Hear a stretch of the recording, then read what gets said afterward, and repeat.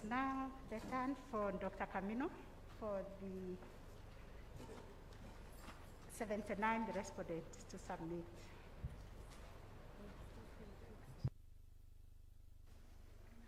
May it please the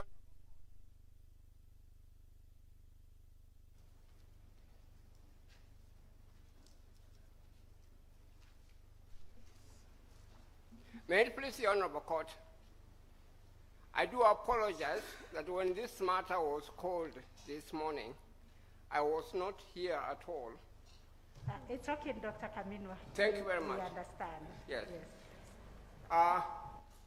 My Lady Chief Justice, it's a very great honor and privilege for me to appear before you this morning.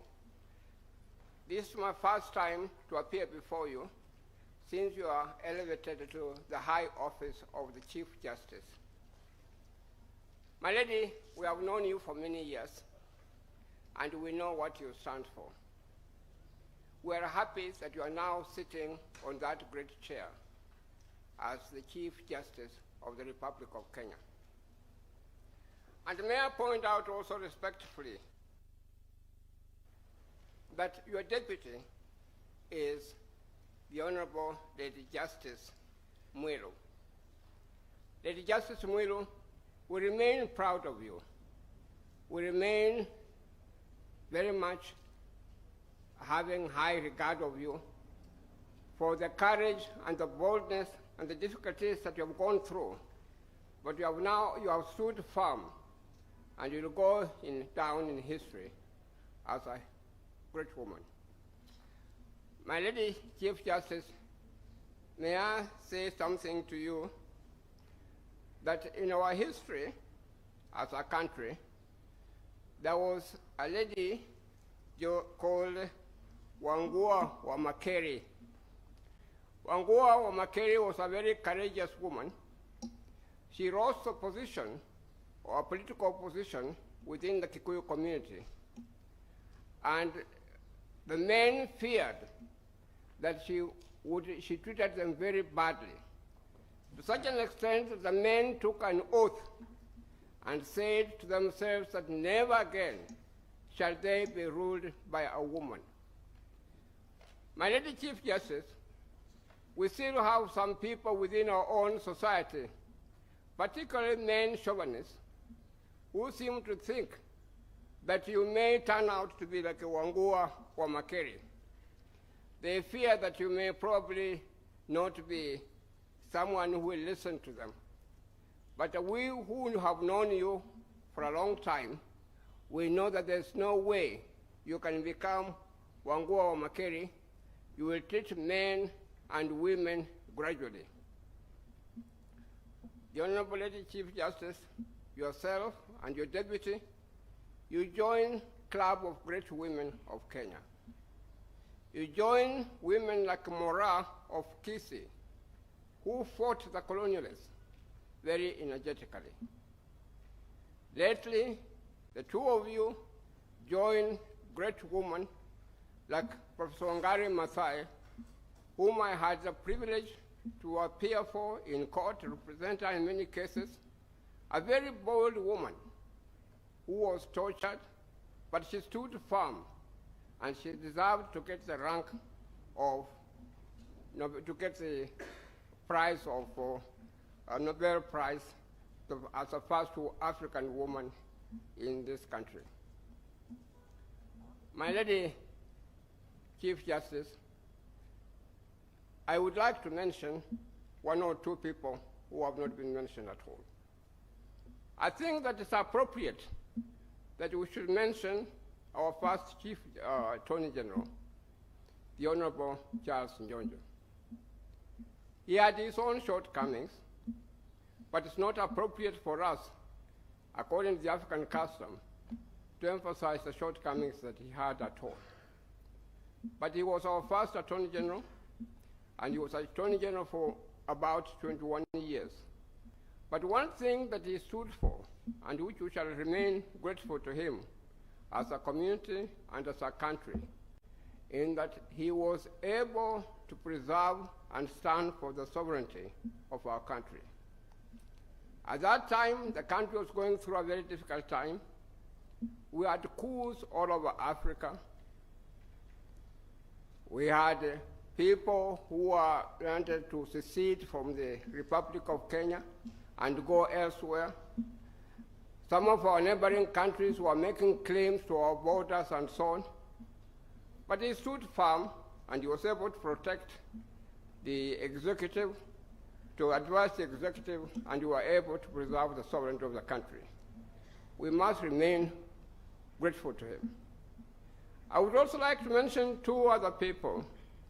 I mentioned Zamba Kitonga, who was one of the first chairman of the Constitutional Review, a great Kenyan of impeccable character and integrity, but it's unfortunate that he is no longer with us at all. I would also like to mention Professor Yash Gai, a very great son of Kenya. He is the one who has developed constitutional and public jurisprudence in this country, perhaps more than anybody else. We stand grateful to him. He is still alive. I haven't been able to meet him for a long time, but I'm told that he's in Kenya.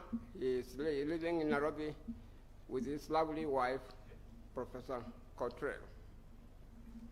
Now, if you may permit me to come to why we are here this morning. My lady, I will repeat what I said on my opening words before the Court of Appeal. I will repeat to you, as a country, we have been extremely unfortunate in that we have had a poor crop of politicians.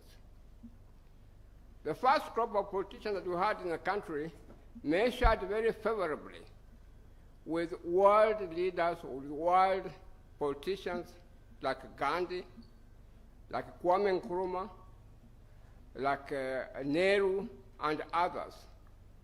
That was Mzee Jomo Kenyatta and his colleagues in the first government, people who fought for independence. They had grand ideals for this country.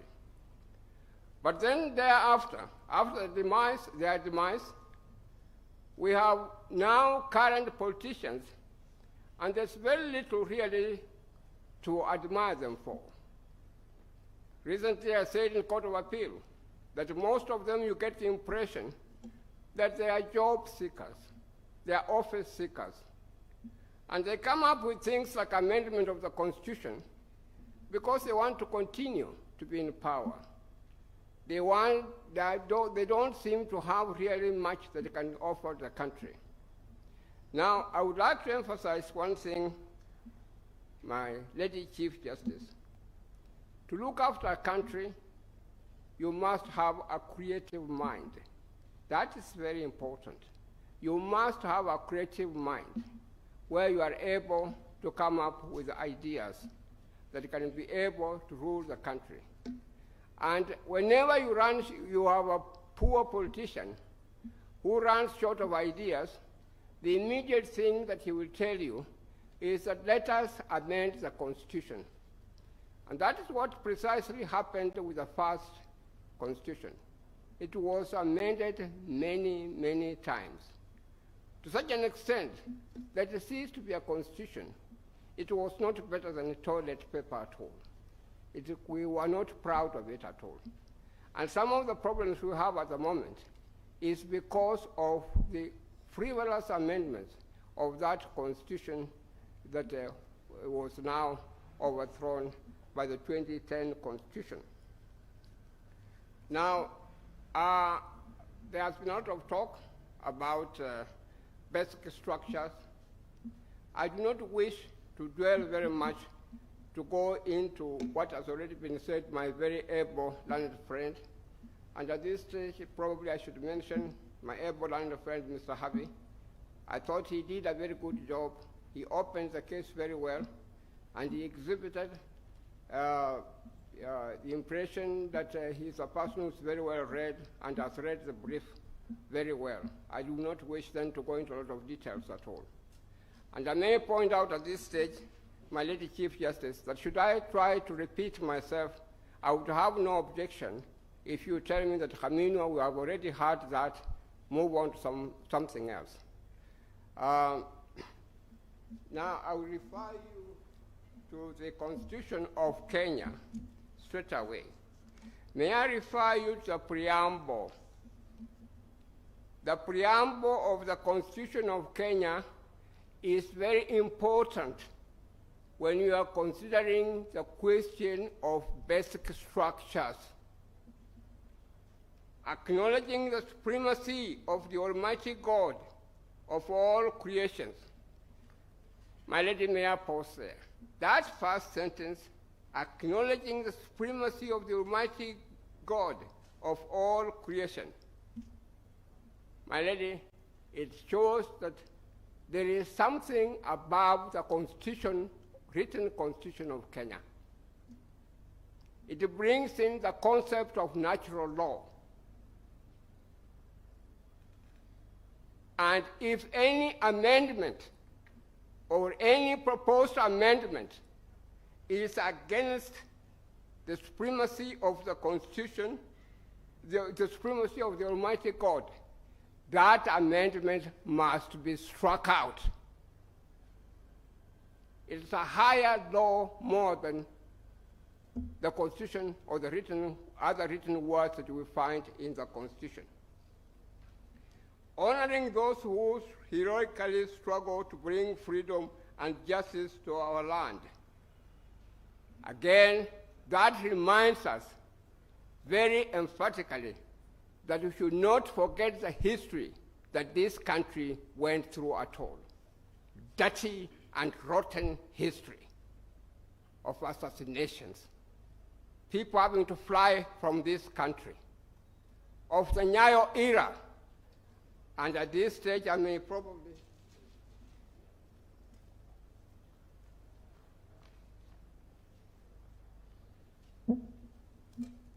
my lady, Chief Justice, I've got the book here. A sad book.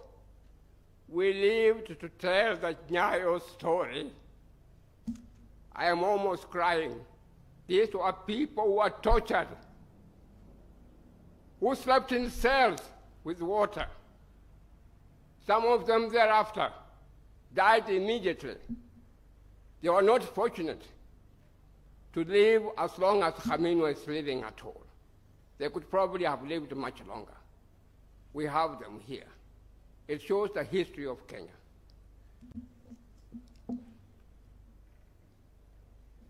My lady, we should never forget the history of this country. And I'm afraid to say, my lady, we still have elements within our society, within the Kenyan society. If you do not stand firm and strong, they would like to take us back to those days of the Nyayo era. We had people leading the country, great minds. My contemporary at the Lions School, Nganga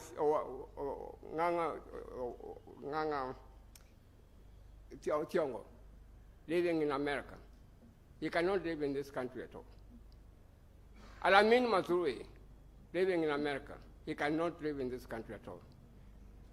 In brief, I'm making a point to you that the Constitution that we have at the moment was deliberately made unamendable. Was deliberately made unamendable.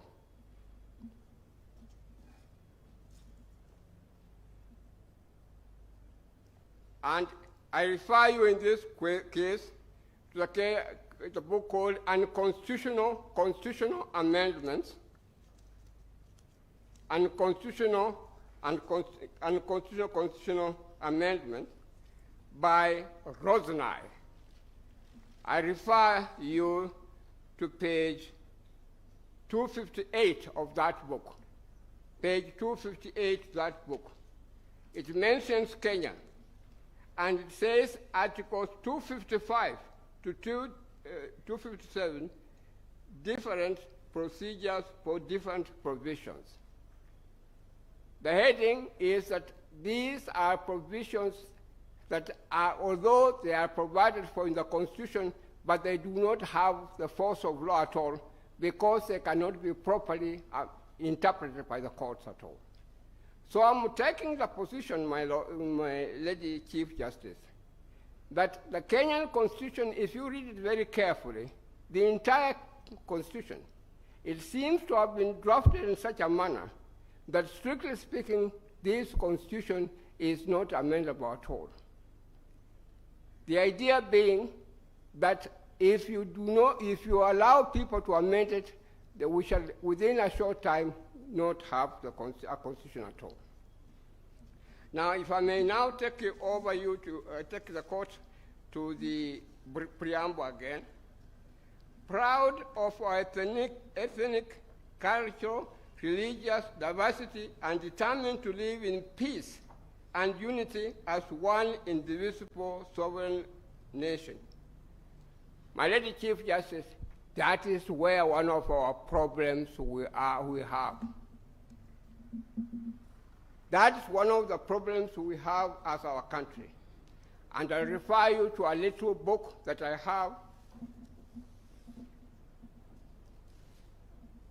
The book, the title of it is Making Constitutions in Deeply Divided Societies.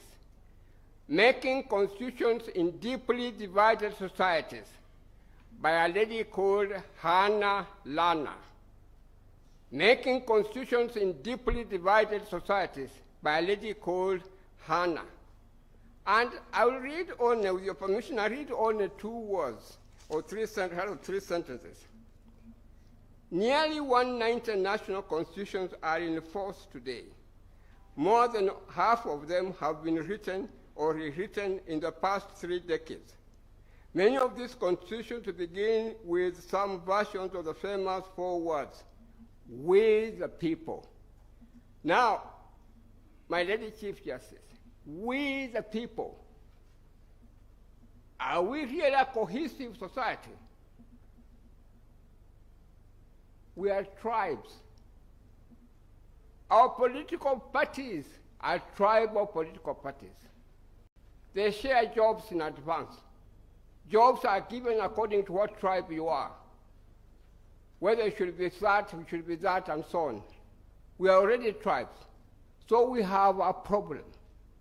We cannot speak of a society or a community that is cohesive at all. We are very far from that. And we are only kept together as a nation by the 2010 Constitution. Amended some sections, parts of that Constitution. The inevitable result will be chaos in the streets of Nairobi, chaos in the streets of Mombasa, chaos in our provinces. We need to nurse it.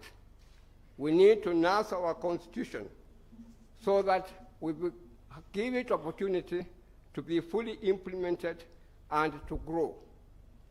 In other words, my lady, what you have to do when you are making any decision, you must exercise restraint. You cannot just go out and allow politicians to say they want to amend this Constitution at all. First, to make it was a big job, was a very difficult job. Now, it's better that we keep it as it is. There are some individuals, for instance, who have come up with a bill. They suggest that we should have a president and deputy president, and then prime minister, and several other positions. These are intended to create jobs for people whom you can actually call tribal leaders in the country. And the small tribes will be discriminated against. The majority will discriminate small tribes of the country. Let us not buy the idea when they tell us that we shall have a more stable society, a more cohesive society, if we implement the bill by giving jobs to certain individuals. We shall be entrenching tribalism, ethnicity in our society, where you have only certain communities that have been given certain jobs or certain positions in the looking after the country.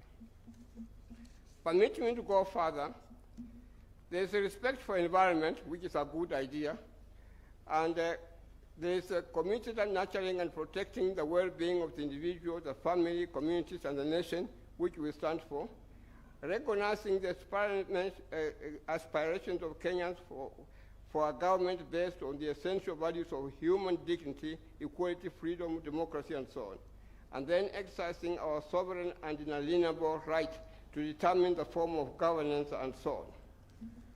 The point is that this preamble is actually like the ideology that the country stands for.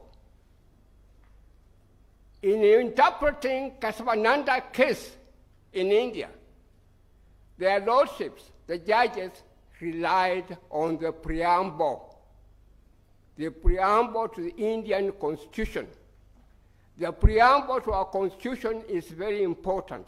We cannot afford to ignore it. And in this regard, may I refer you to the authority that supports this submission that I'm making to you.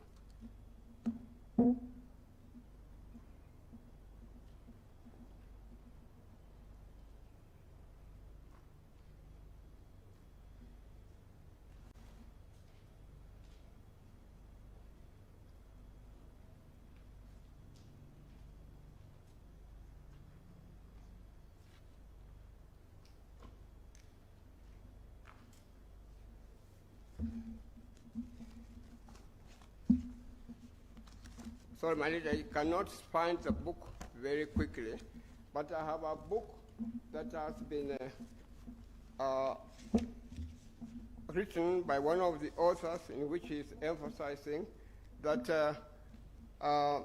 the preamble can be relied upon in interpreting the Constitution. I may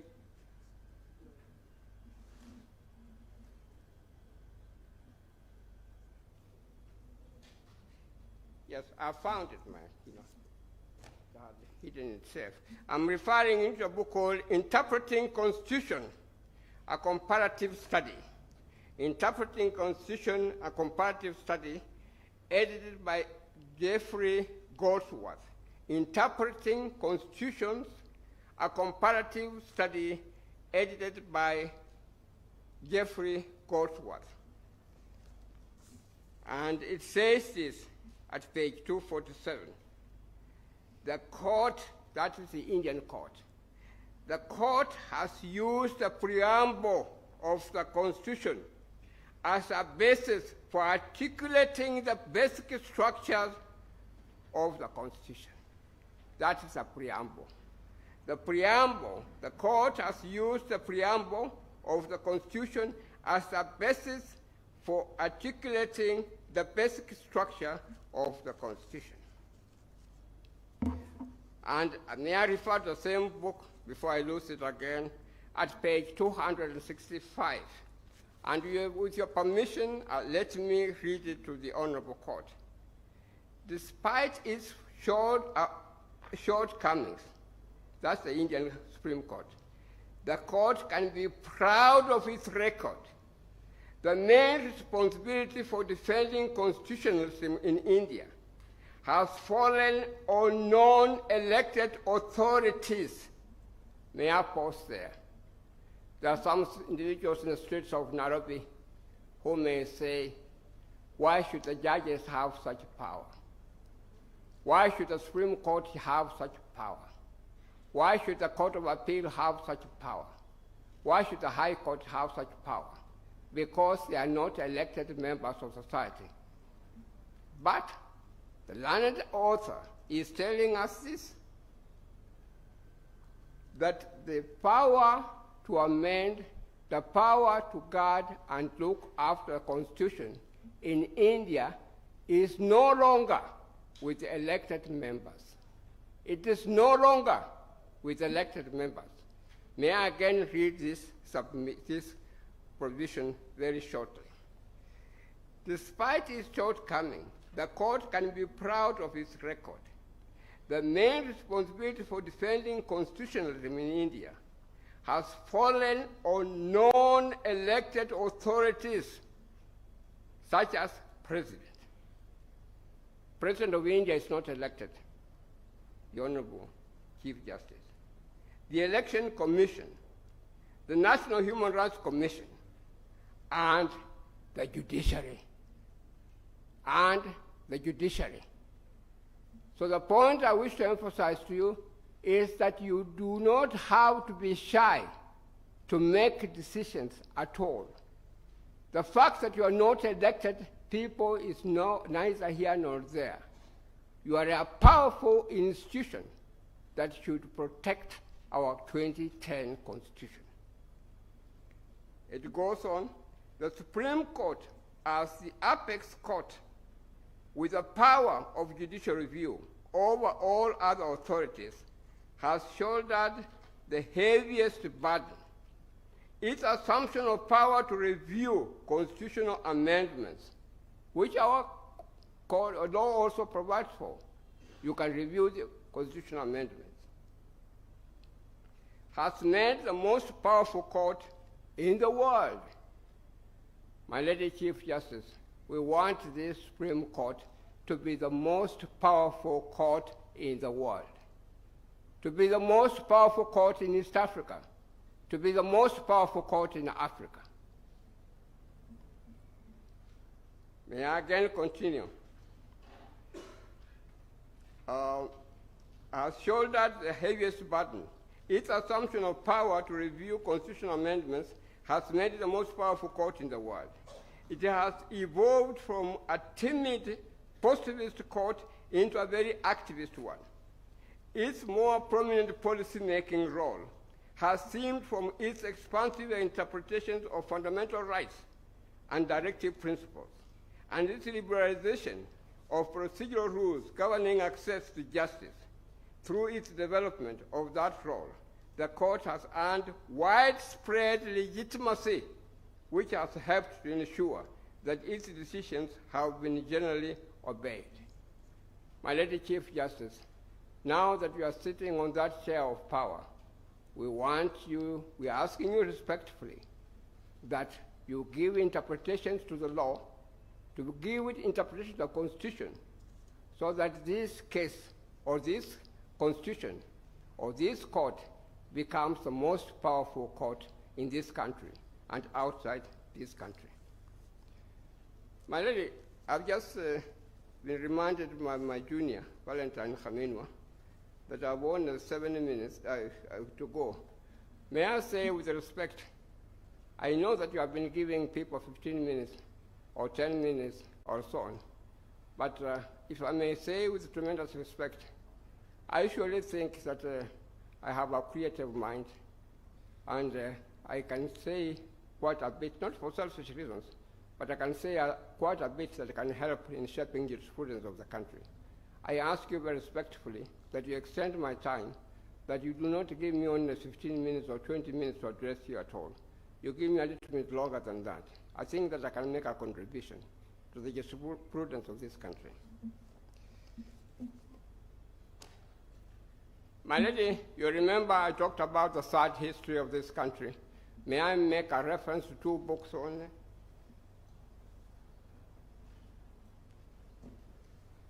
I would refer you to a book called Kenya, A History Since Independence by Charles Hornsby. Kenya, A History Since Independence by Charles Hornsby. Charles Hornsby, my lady, has got a Doctor of Philosophy in Kenyan politics. And in his book, he sets out the serious shortcomings that the society, the country has had. I will refer you also to another book, which is written by Daniel Branch, Kenya, Between Hope and Despair. The title tells you a lot. Between Hope and Despair, between 1963 and 2020. No wonder that our former President Kibaki, a very learned president, when he was being sworn in, he said that he was inheriting a seed that had caused misrule for a number of years in the country. I will also refer you to Article 2 of the Constitution, supremacy of this Constitution. Supremacy of this Constitution. It's my humble submission that just from these 4 words, supremacy of this Constitution, one can state that the basic principle applies in Kenya. Supremacy of this Constitution. What that means that anything that is in conflict with the supremacy of the Constitution must be declared void, null and void. And it's significant, my Lady Chief Justice, that Article 2.5, the general principles of international law shall form part of the law of Kenya. International law also limits the power to amend. My Lady Chief Justice, I refer you to Article 5, Territory of Kenya. I was reading the submission of our very able Solicitor General that he gave this court. And according to him, the basic structure doctrine does not apply. I have known the Solicitor General for a long time. As a bar, I had the privilege of arguing cases against one another, and I found him to be a very able lawyer. But this time I must say to him that when he says that the basic principle does not apply in Kenya, he is saying so with his tongue in the cheek. He is not being sincere. He is not being honest. My Lady Chief Justice, if I may remind you, we have problems with the maritime boundaries down at the coast. And the Kenyan authorities, on advice of the Solicitor General and on advice of the Attorney General, told the ICJ, the International Court of Justice, that this matter cannot be adjudicated upon at all. They were right. I supported them. And you know, they were relying on the basic principle which is contained in this court, in this Constitution. And Article 5 says, Kenya consists of the territory and territorial waters comprising Kenya on the effective date, and any additional territory and territorial waters as defined by an Act of Parliament.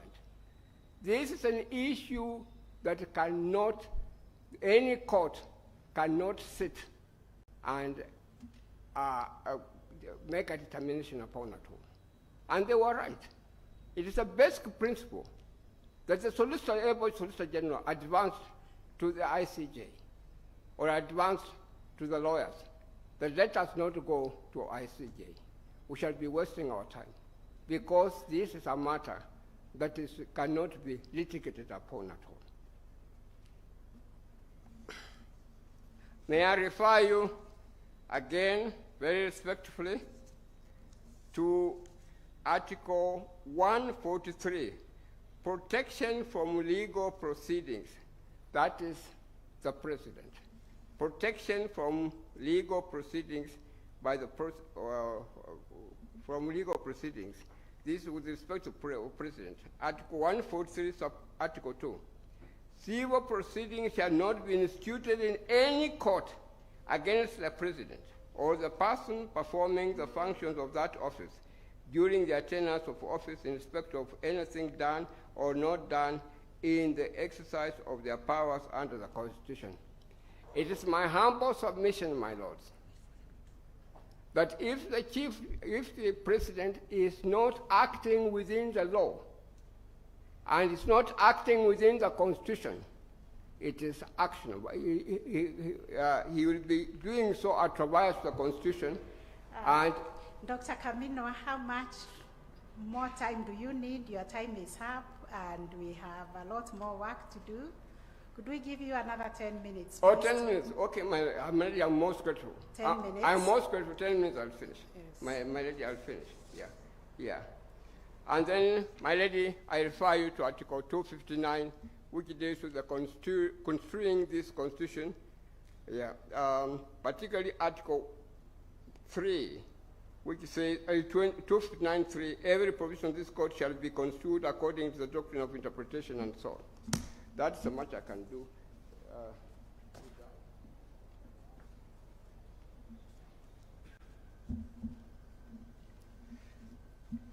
My lady, may I draw the court to this provision, the Article 38. Article 38 of the ICJ. Article 38 of the ICJ. According to this article,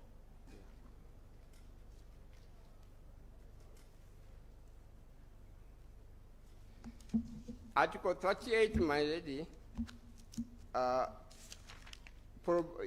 provides, Article 38 of the ICJ provides for the sources of international law, and it is my humble submission that the sources of international law include decisions made by national courts. And the national courts in this particular principle of basic structure have held in Asia, in Africa, and in America that the basic principle applies. Basic principle is therefore no longer debatable, is a source of international law, and it can be enforced by virtue of Article 38 of the ICJ. I'm quoting this from Brown's Principles of Public International Law.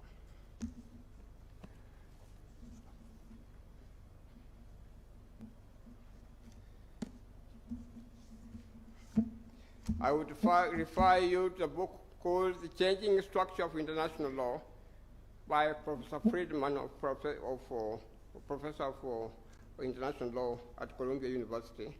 And in his book, at page 153 to page 159, he refers to international constitutional law. International constitutional law. International constitutional law, my lady, involves cases like the basic fractures, the Casablanca case.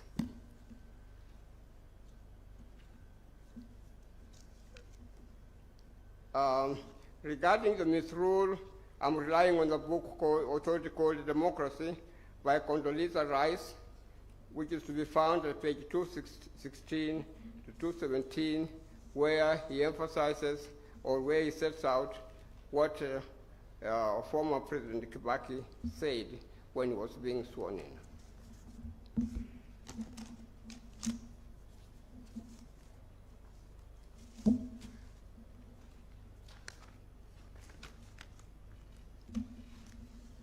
Already, we have filed authorities for Kituo Jashiria.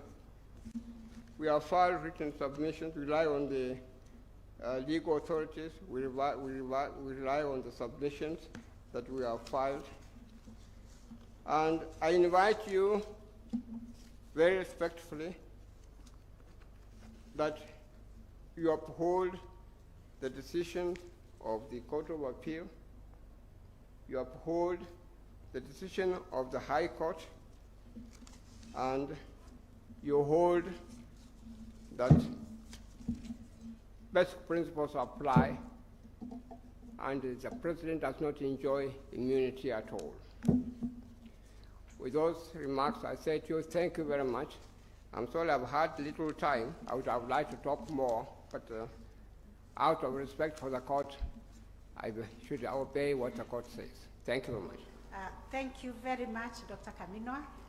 We also celebrate you and honor you for the work you have done in the profession. You have mentored many, many lawyers, and you have really defended the Constitution and the rule of law all your years. And for us, you remain our symbol of unity in the legal profession. So thank you very much. We appreciate you also. So this time now, I will ask my colleagues to seek clarification from the submissions so far made by the third appellant and all the respondents who are opposing the first and second appeal. Judge Ouko. Thank you, Judge President. Thank you, Counsel. I've got a couple of questions and clarifications. I'll start with Mr. Harvey. Once again, on basic principle, basic structure, would you say that the holdings of both the High Court and the Court of Appeal give sufficient guidance to the citizens of this country on how to go about this? Does it tell them what provisions are secured, which provisions will not offend the basic structure?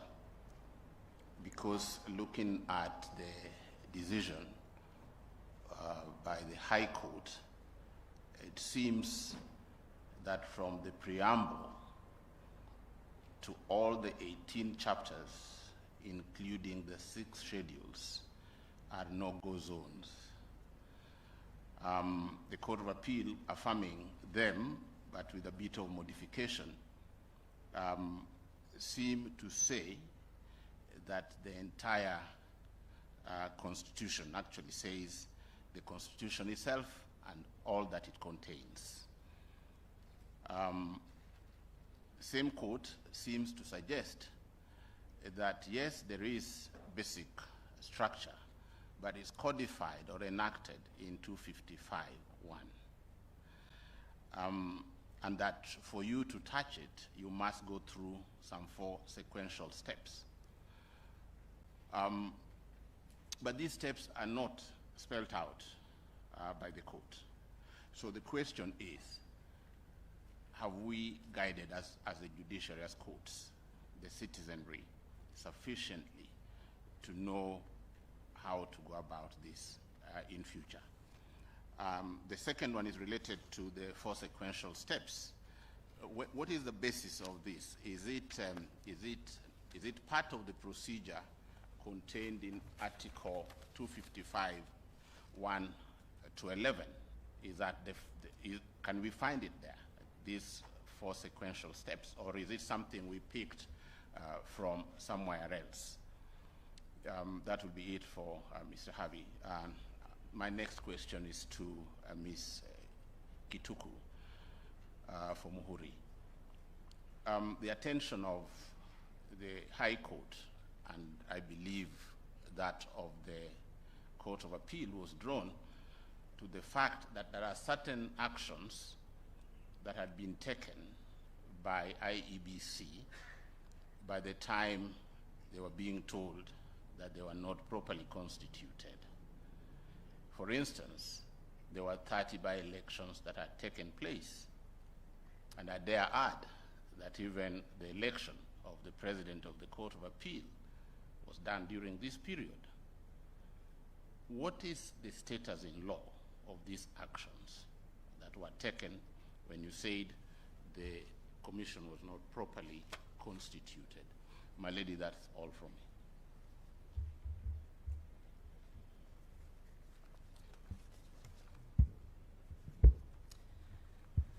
My first question goes to Mr. Murare Omoke, as well as I think Ms. Angawa and perhaps Ms. Kituku, who talked about the quorum and the issue of minimum and maximum membership in the commission.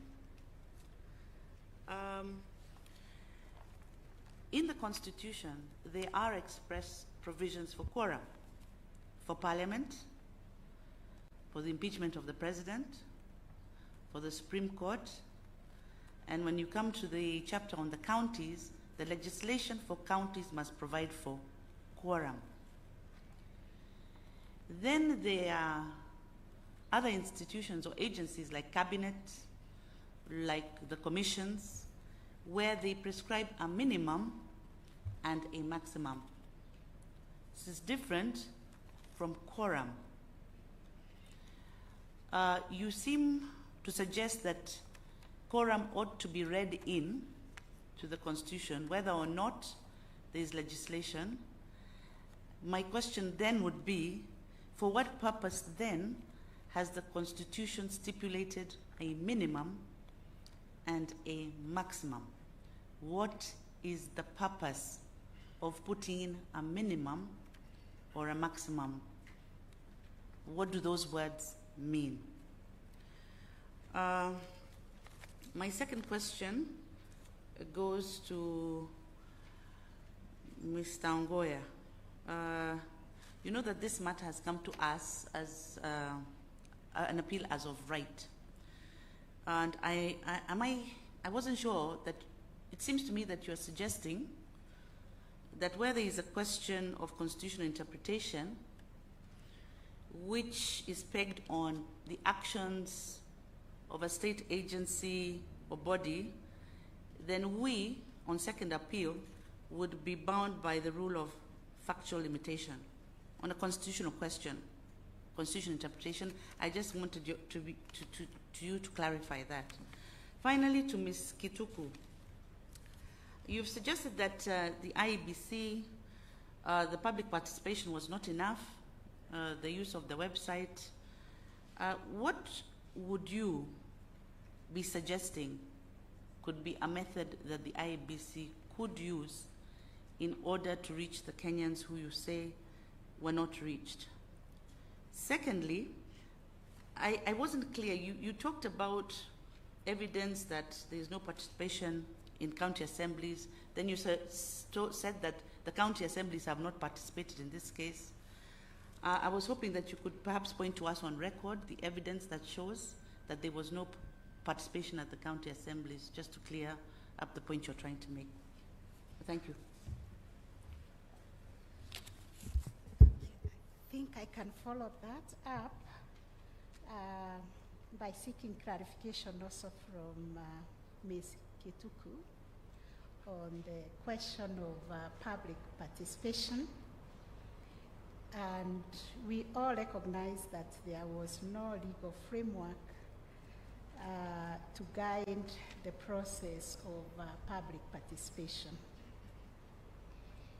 My question is, in the absence of this legal framework, does the Constitution allow some broad parameters that can be used for public participation? And if so, what are they, and how can they be measured?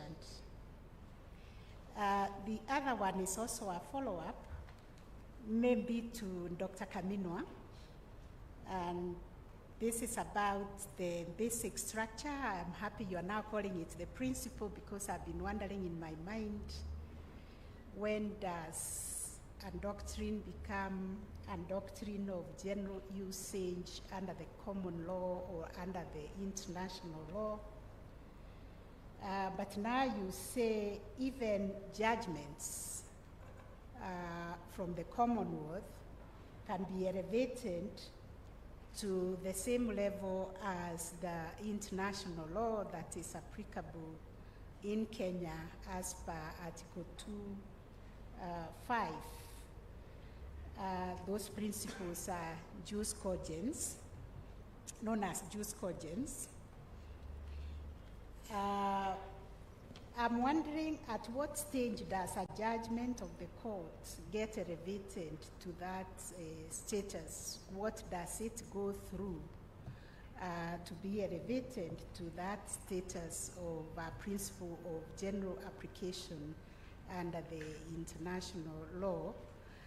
And I'm looking at the case of Kesavananda, which was before our constitution, and wondering whether it had actually informed our constitution because of the preamble, the Article 2, and the Articles 255 to 257 and other articles on human rights. That would be my clarification on that. Judge Wajara. Thank you, Council, for your submissions, which will go a long way in aiding us to arrive at a reasoned judgment. I seek clarification from Mr. Harvey. Yesterday, you consistently appeared to draw a distinction between amendment of the Constitution and alteration of the Constitution. And then you did state that when it came to the Constitution of 2010, the word alteration disappeared. Did it just disappear? Or could it have been the intention of the framers of the Constitution? And why do you think it disappeared?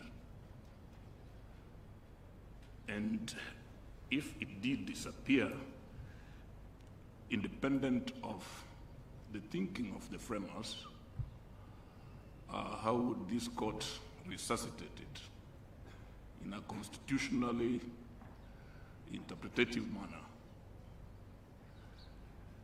Then all of us, I think, have been told about the four sequential steps which would then legitimize any intended amendment to the Constitution.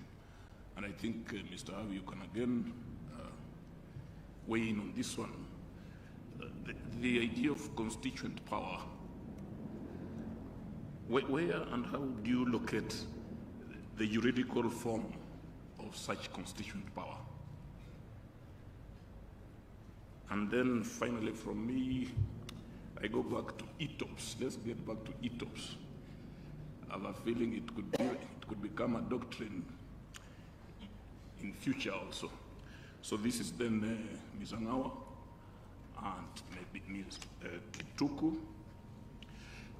Let us, for purposes of argument, say that Parliament, in conformity with the minimum of the composition of IBC of 3, that Parliament, for the sake of argument, enacts a law to give effect to that minimum, and indeed sets the composition of IBC at 3, and goes ahead to set a quorum of either 2 or 3 on the basis of that minimum, would that be bad law?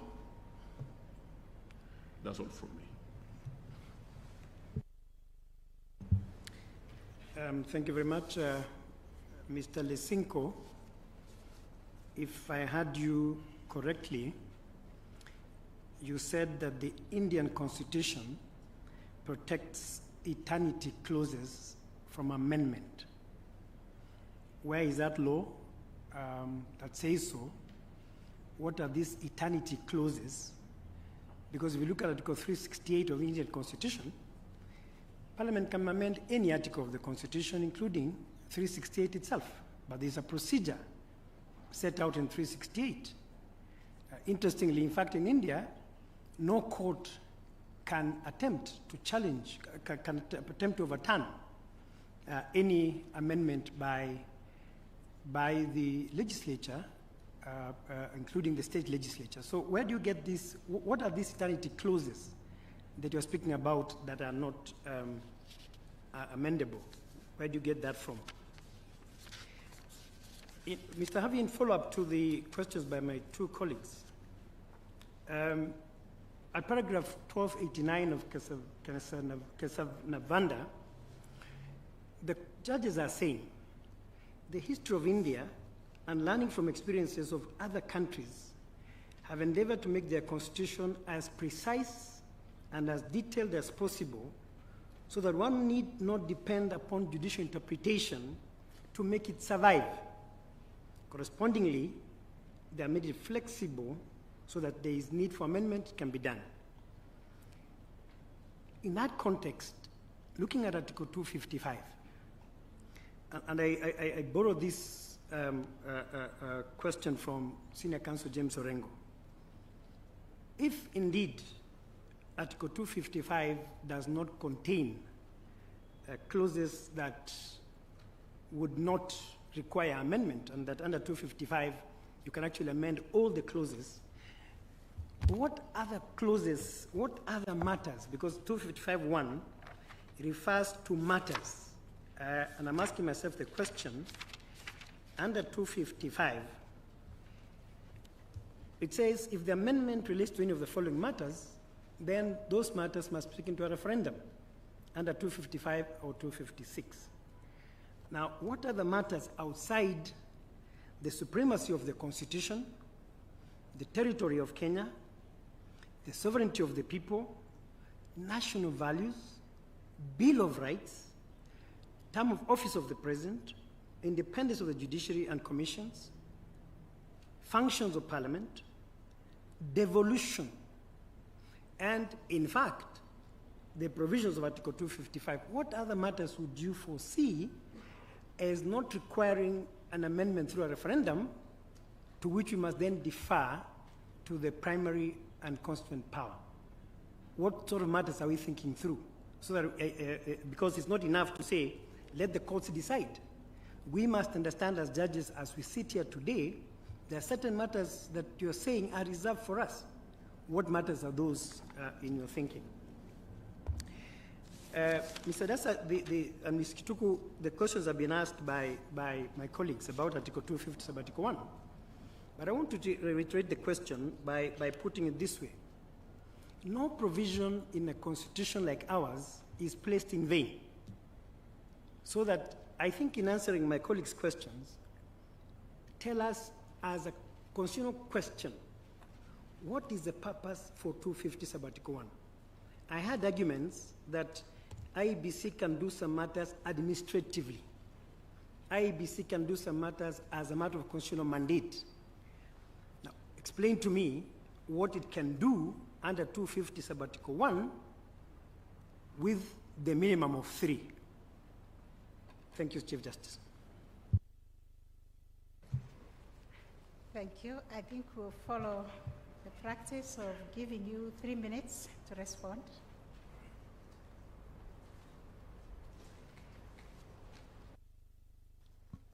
My Lady the Chief Justice, I have 3 questions. They cannot humanly be answered in 3 minutes. I'll suggest I answer them effectively because they are important to this clarification. My Lord Justice Ouko, you've asked, did the High Court or the Court of Appeal provide with exactitude the location of the basic structure doctrine? The answer is yes. And both the High Court and the Court of Appeal said, for you to identify the basic structure, you must look at the history beneath that particular article. Over and above the history, examine the text. Take, for instance, the judiciary. How did it migrate from the judicature to the judiciary? Because before the judiciary, the judicature was a department of the executive. To that extent, therefore, for you to locate the basic structure, you must confine yourself to those 2 fundamental guiding points. I will give you an example. Nelson Harvey here is male, is a human being. He was born whole. To use the Bible verse in Genesis 1, and God looked at him and said, behold a perfect being. I can lose a limb. I'll be given an artificial limb to make myself better. I can lose my sight. I'll be given glasses to make my sight better. But if you dismember me negatively by separating the limbs, the lower limbs and the torso, I will die. And if I'm to be succeeded, then I'll have to be replaced by somebody else, perhaps Nelson Harvey II. Essentially, that is the best and simplistic understanding of the basic structure. You will not give me a pig's heart to make me whole. I will live for 1 month and die. So I think to that extent that question is satisfactorily answered. Now, the 4 sequential steps, are they located in the Constitution? No, they are not located in the Constitution. Why are they not located in the Constitution? Let me use myself as the example. I was born. I will die. The manner of my death is not known. Perhaps I will die in my sleep.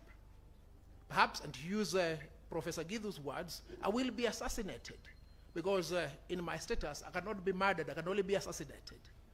Perhaps I'll die of ailment.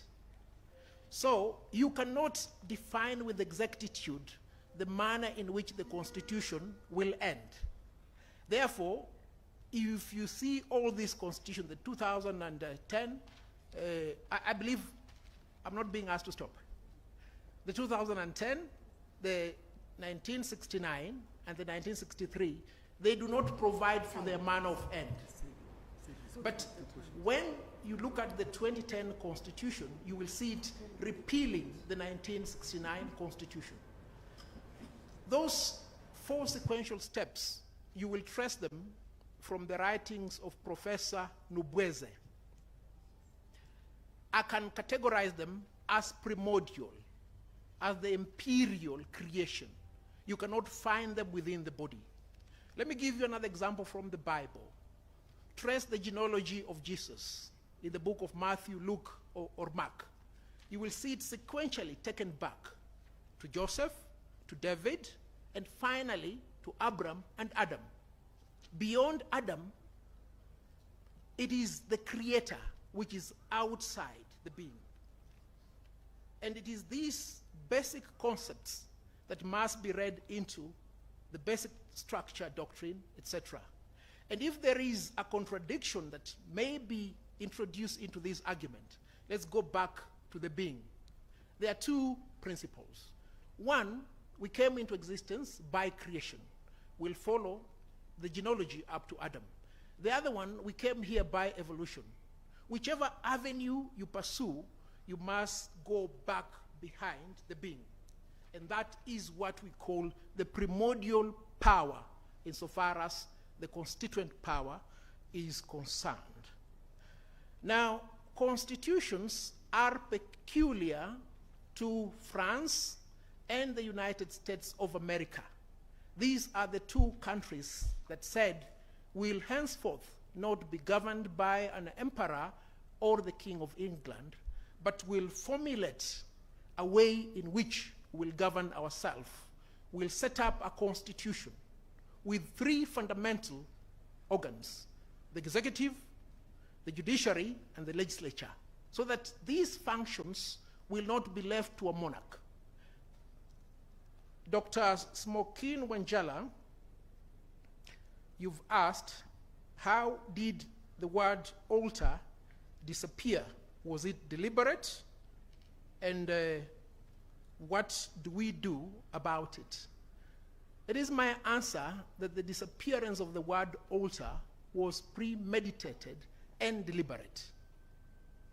And if you look at the writings of Professor Nobweze, he says the fundamental changes to the Independence Constitution were permissible because of a flaw in the definition of the word altar.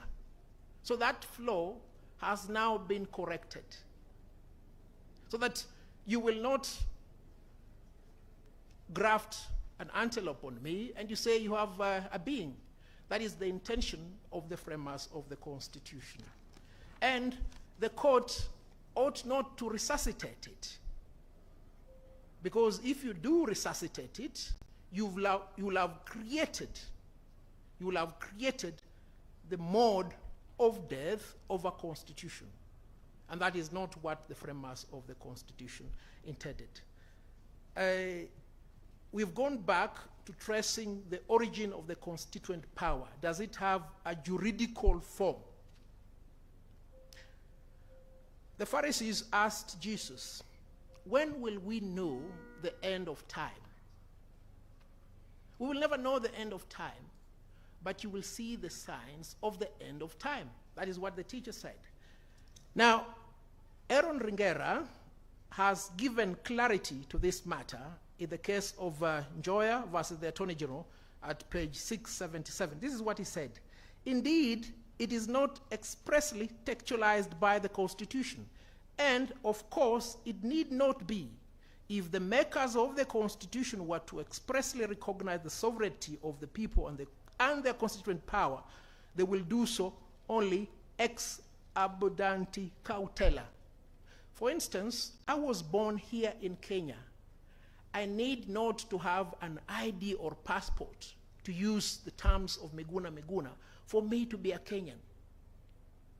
The ID and passport is there for formality, and it is from that premise that we must perceive the constituent power.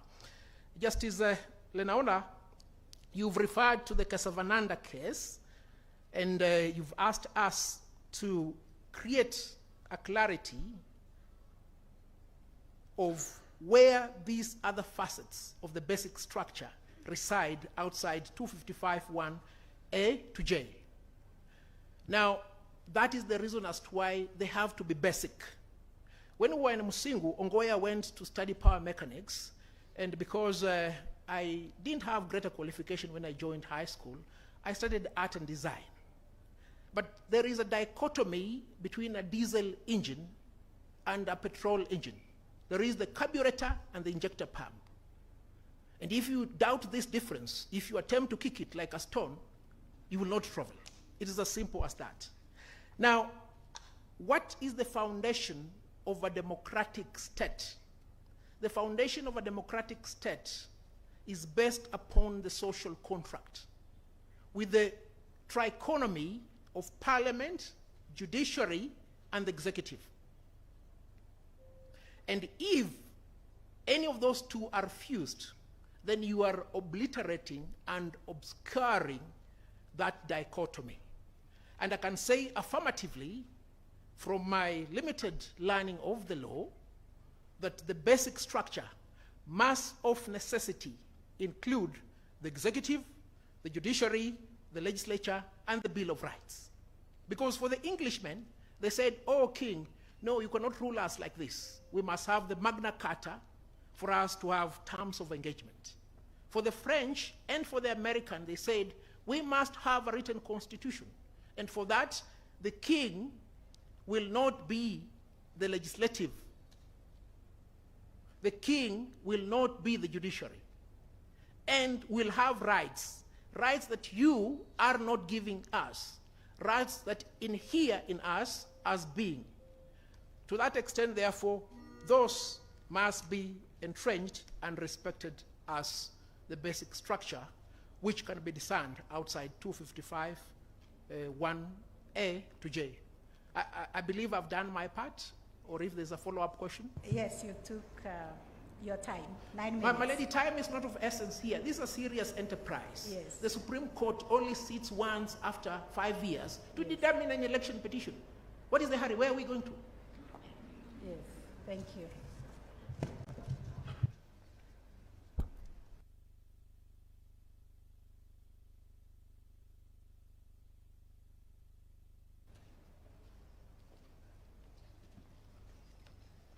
Good morning. My lady, the Chief Justice, my lady, the Deputy Chief Justice, my lady and my lords, Justices of the Supreme Court.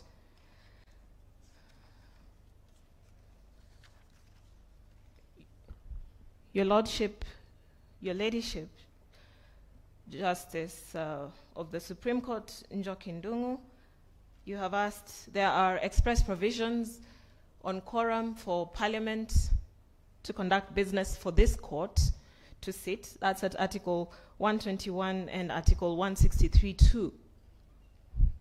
There is no express provision for quorum of the IEBC and indeed the other independent commissions that are established under Chapter 18, for the basic reason that the Constitution provides for the the commission's minimum and maximum composition. It does not provide a specific number of composition under the Constitution as it does for this court, which is 7, and it does for Parliament and for Senate, because those are specified in the Constitution. Hence, the ability for the drafters of the Constitution to set the quorum as they intended during the drafting. Now, what is the purpose of the minimum and maximum? And I think that is related to the question that has been asked by His Lordship, Dr. Wanjala, and His Lordship, Justice Isaac Lenola. The engine, the two engines that I spoke about, the Constitution and the statute. The Constitution did not specifically provide for the set number of commissioners. It therefore could not provide for the set number in terms of quorum. That is why the Constitution, under 88(5), says that the Commission must operate on the basis of the Constitution and the legislation. And in the legislation, Parliament, in its wisdom, sets the composition as it did, currently at 7, and sets the quorum in the schedule at paragraph 5, whose deletion or repeal or declaration of unconstitutionality is core to the dispute before this court. And I will clarify for my lady, Njoki Ndung'u, Justice of the Supreme Court, that it was not my suggestion, at least not to my recollection, that we need to read quorum into the Constitution.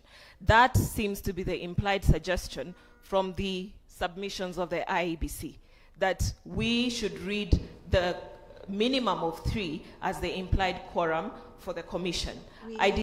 We will give you another 3 minutes, but please don't rehearse. We have what you said in the submissions. Just stick to answering the question. Thank you, my lady. That was the IEBC's submission. Our submission is that you cannot imply quorum based on Article 251, which provides for a minimum of 3. His Lordship, Dr. Wanjala, asked if Parliament, in its wisdom, sets the composition as 3, which is the minimum provided for by the Constitution, and sets quorum at 2. I disagree that it could set quorum at 3, because that would be a unanimous decision, and quorum is the minimum number required to make a binding decision. Would that be bad law?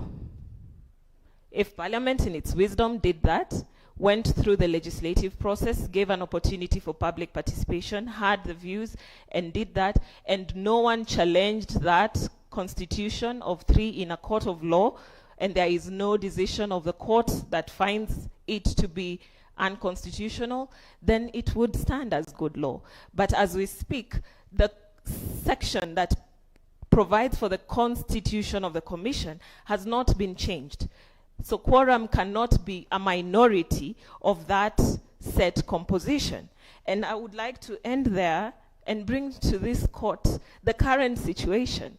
If you were to take the submissions of the IEBC and confirm or put it as the position in law that the quorum can be 3 because the composition can be 3 as set as a minimum in the Constitution, what you will be saying is that the Commission, as currently composed by statute, would be bound by a decision of the minimum membership. But what is most important, my ladies and my lords, is that alongside the declaration of unconstitutionality of paragraph 5 of the schedule was a declaration of unconstitutionality of paragraph 7 of the schedule, which said that where a unanimous decision is not reached, then the decision of the majority of the members present and sitting would hold as a decision of the commission. As it is now, therefore, there is a lacuna, if you were to take the arguments of the commission, in the law on that question, so that we are going to a point where 3 commissioners will say our decision can bind the commission, whereas on the other hand, 4 commissioners would say we are the majority, our decision ought to bind the commission. That is the risk that we are at, because the flight went so far away from the flight path with 1 engine and passengers inside it. Do not forget that. I urge this court not to forget that. We will have that situation, and I do not think it is in the realm of imagination, where 3 commissioners will say, we stand, and 4 say, we stand. Thank you.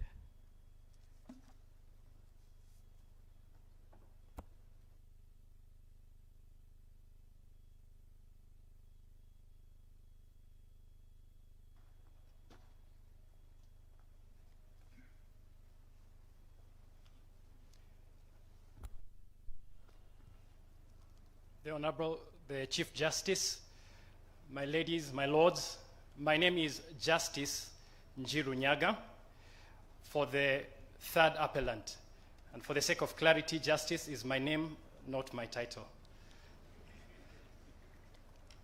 I will be addressing the questions that have been raised by the Honorable Judges, starting with the question of Lenaola J as to the purpose of Article 250, sub-article 1, concerning the minimum of 3.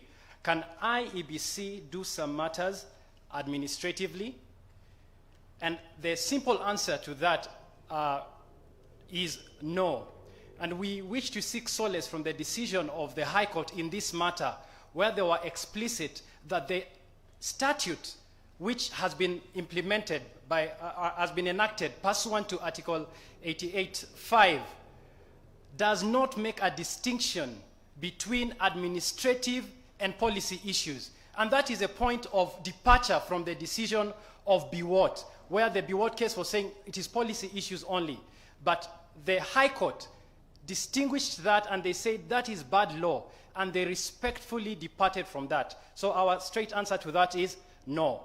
As per the law, they cannot even do administrative issues. To the question by Lady Justice Njoki, what is the purpose of Article 251?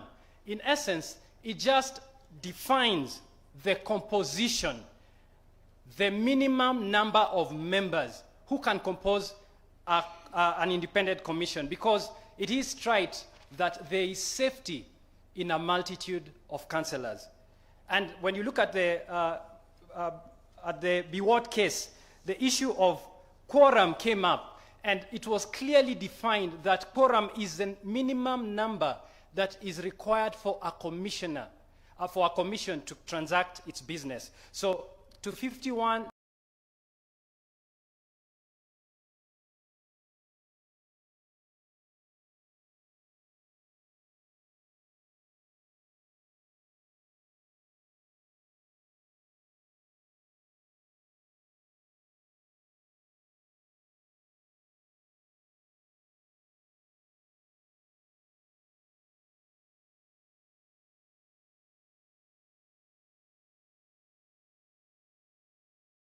states the minimum with the Honorable Chief Justice that for to the question of Justice Smokin Wanjala, if membership is set at 3, and I will be requesting for just a few more minutes so that I also address Oko's, Justice Oko's question.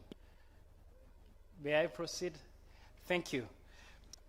Concerning the question by Justice Smokin Wanjala, if membership is set at 3 and the quorum at 3 or is set at 3 or 2, is that bad law? We respectfully submit that that will be bad law. having in mind the important functions that the IBC conducts. And when you look at the letter and the spirit of the Constitution, it will be wrong to have important decisions of great magnitude being transacted by only 2 commissioners. So for that, we will humbly respectfully submit that that will be bad law.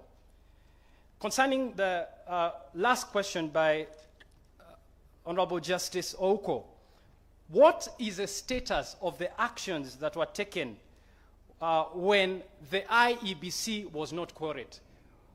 We respectfully submit first that what is before this court is not the matters that were taken by IEBC, such as even the composition of the court, or the by-elections. But what is before this honorable court is a question of the amendment of the Constitution. However, that being said, we take solace in the decision of this honorable court in the case of Mary Wamboi Munene versus Peter Gishuki Kingara and 2 others, a 2014 decision, where you are very clear as to the effect of a provision of a statute being declared unconstitutional.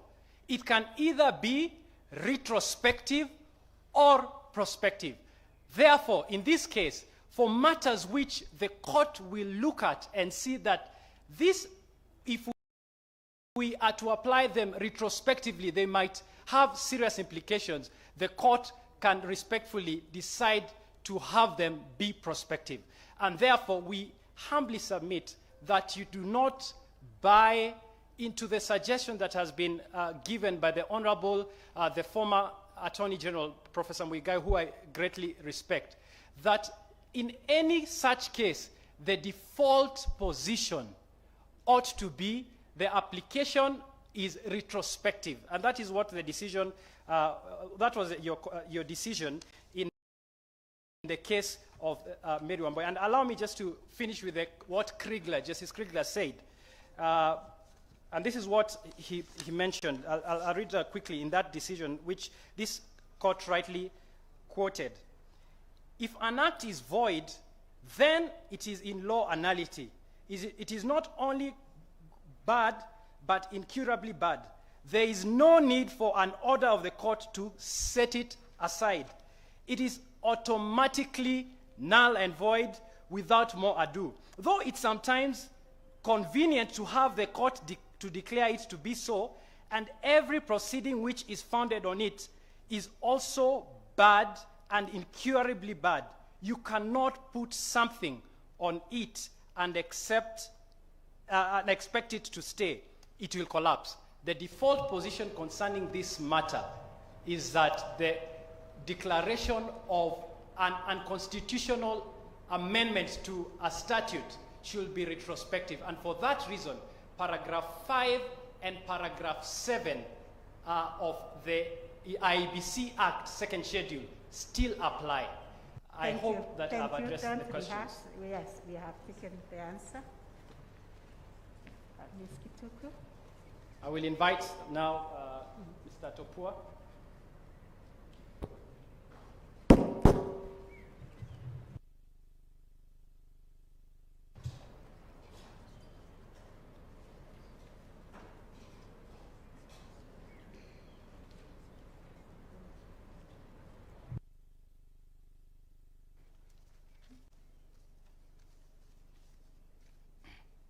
Thank you, Chief Justice.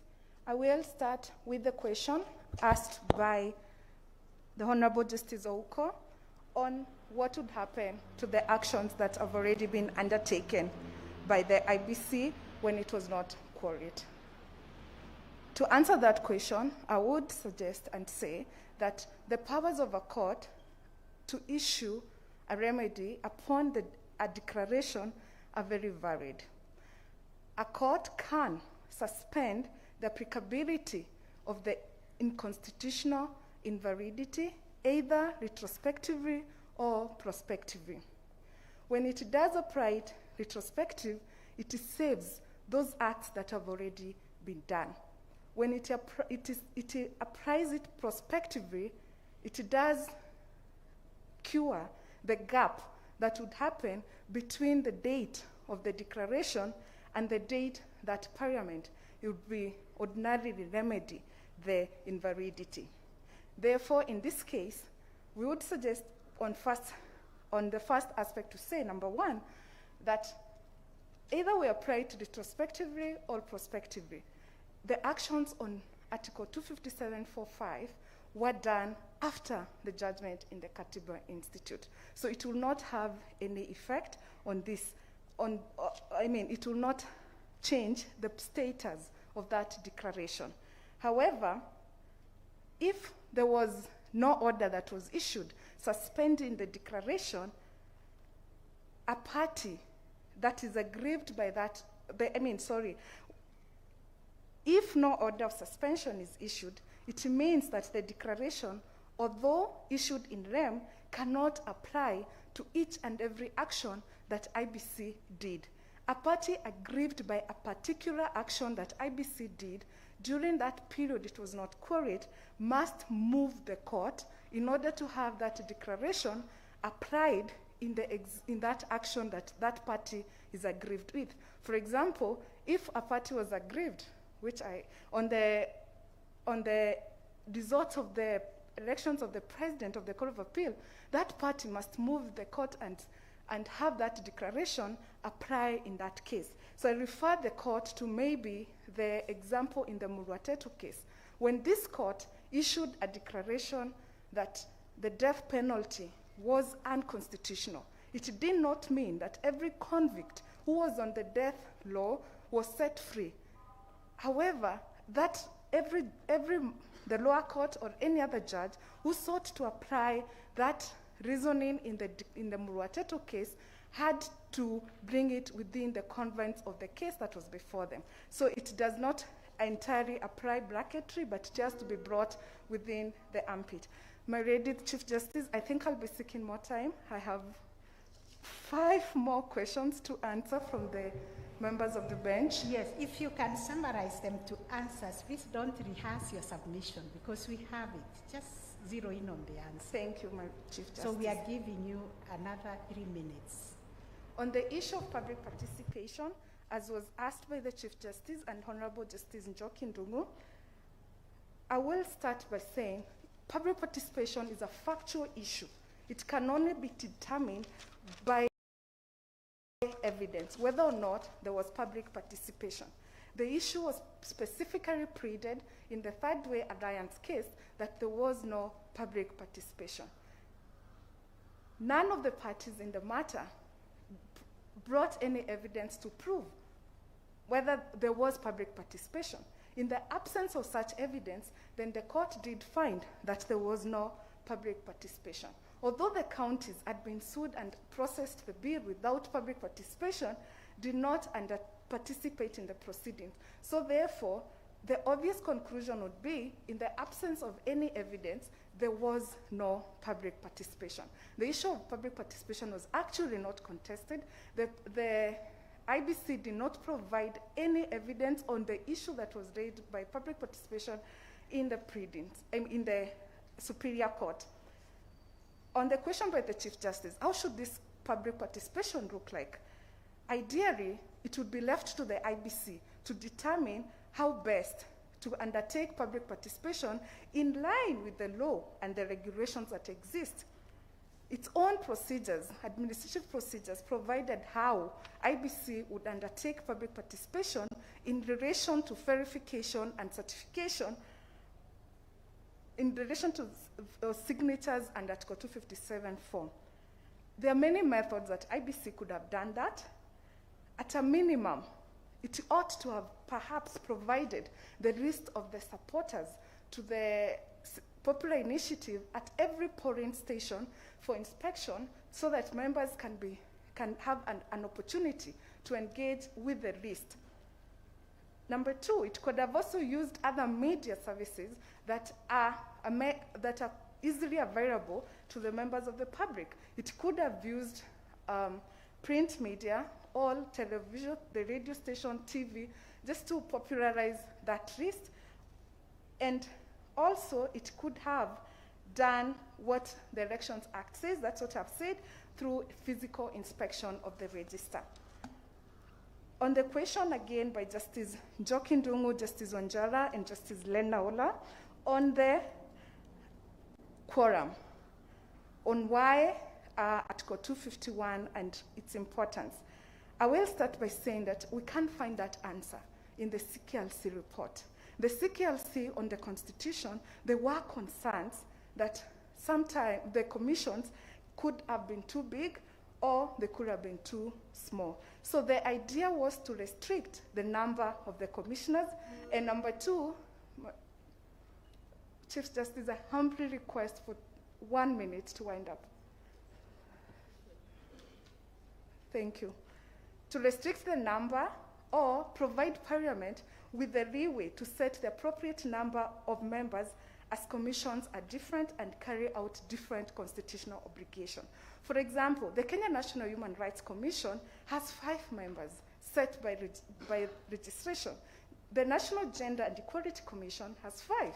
The Judicial Service Commission has 11 members. So this is an issue that was left to the Parliament to determine the number of commissioners. So therefore, in Parliament, in its wisdom, which Parliament does not legislate in a vacuum, but Parliament understands and knows the needs of its people, understands its history. When it did set the number of the IBC commissioners as a minimum of 5 and a maximum of 7, it clearly took its mandate and understood what it was doing. So that registration that put the number as 5 has not been challenged in this court. It is not on appeal, and we urge the court to find as such. I will associate myself with the submissions made by Mr. Nyaga on the issue of business and policy of the IBC. Thank you.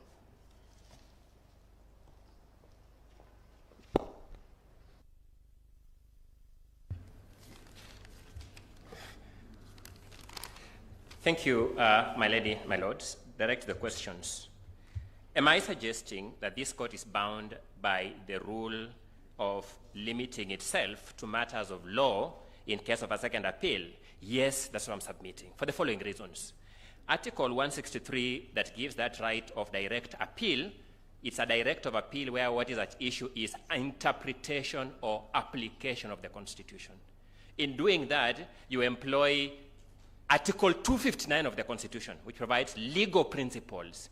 Section 3 of the Act establishing this court, which sets out legal principles. So the matters that you are doing are actually application of legal principles to the question at hand, and not an investigation of the facts afresh. Secondly, the case of Munya, which you engaged with this question a little, you found that a second appeal in an election matter can be preferred to this court because it involves an interpretation and application of the Constitution, but that is limited to questions of law. So I wish I had more time to do further research, but bottom line is, based on that, I'm convinced that we are limited by that rule. Just a brief engagement with the question of the quorum, because I have a bit of time there. It's important to understand the scheme of Article 251. Minimum 3, maximum 9. It's not arbitrary, it's not magical. Parliament cannot just pick 3. It has to engage with the many other factors you find in Article 232 of the Constitution, Article 10 on regional balancing, on gender balancing. So if it just arbitrarily picked a number, then that number can be challenged because of the rule of harmonious reading of the Constitution. Fortunately for us, Parliament in the IEBC case did not pick 3. So to that extent, again, the question of the IEBC must be determined in full light of the numbers that Parliament in fact picked and the statutory arrangements that there were regarding the question of the quorum of the IEBC. My assistant, Mr. Ogada, desires to make some contribution, my Lady Chief Justice. I'll kindly invite you to, I'll request you to allow him to make a measure of contribution to one of the questions that we thought could have been dealt with better. We'll give him 3 minutes. Fair enough. Thank you, Your Ladyship. The question of public participation, your question was precise. In the absence of legal framework, does the Constitution provide for how to deal with public participation? Article 259, Your Ladyship, Chief Justice, 259.1. Conceptually, that's purposive interpretation. 259.3, a non-living tree reading of the Constitution, originally from the case of Edward versus Sankey, Canadian case. Read that together with Article 165.3, which gives original primacy to the High Court, sitting as the Constitutional Court, to interpret the law. What am I saying? The court, the judiciary, has the unique role to give meaning to the abstract provisions of the Constitution, such that when Justice Odunga sits and in expert Egekuru says that these are the parameters, these are the conceptual contours of public participation, the court has exercised its mandate under the Constitution. Quickly, on the question of when does Commonwealth law and international law become part, for purposes of persuasion, our law. Article 2.5 speaks of general rules of international law. Conceptually, that is wrong. It should be general principles of international law. Justice Dr. Wanjala, you have taught international law before. You will bear me witness. Article 38.1, where we get the sources of international law, speaks of general principles of international law. So as a subsidiary source of international law, we will look at the preponderance of decisions from around the world. And when these courts identify certain principles, certain doctrines to be applied robustly or uniformly around the world, then you will be persuaded that humanity has found these principles to apply commonly, and we will adopt them. That's my submission. Thank you.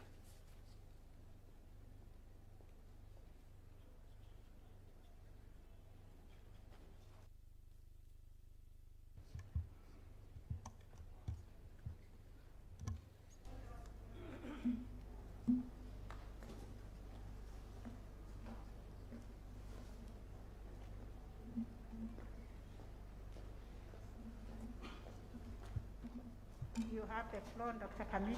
Yeah, can I speak, my lady?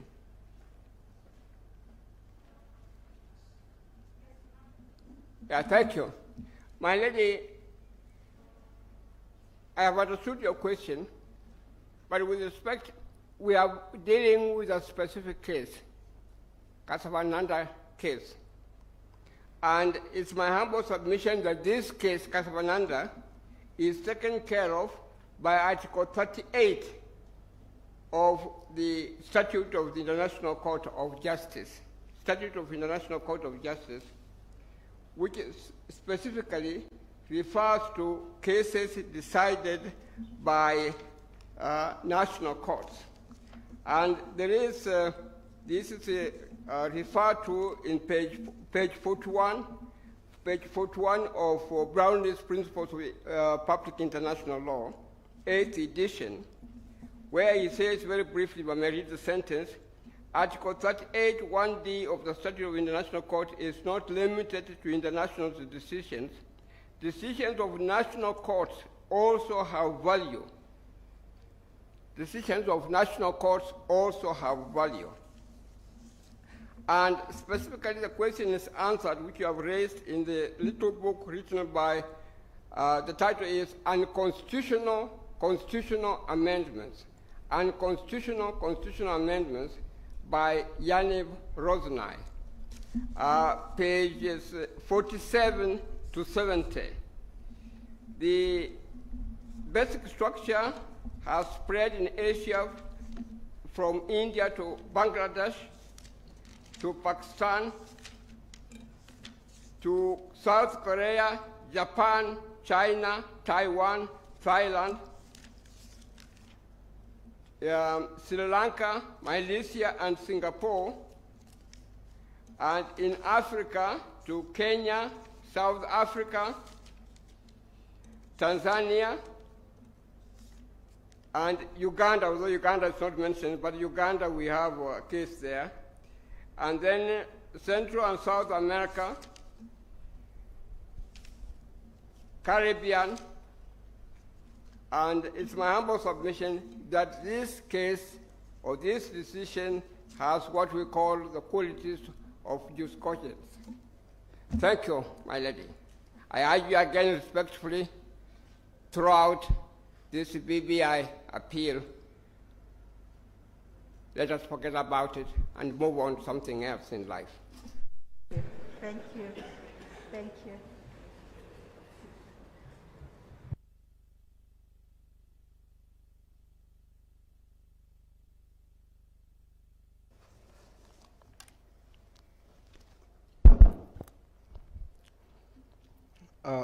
My Lord, the Chief Justice, the Deputy Chief Justice, Justices of the Supreme Court, my name is Stopua Lesinko, and I'm here to respond to Justice Isaac Lenaola's question on Article 368 of the Indian Constitution, as read together with the Kesavananda case. And as I understood, his argument was that Article 368 of the Indian Constitution gives Parliament almost what I can call unlimited powers in amending the Constitution.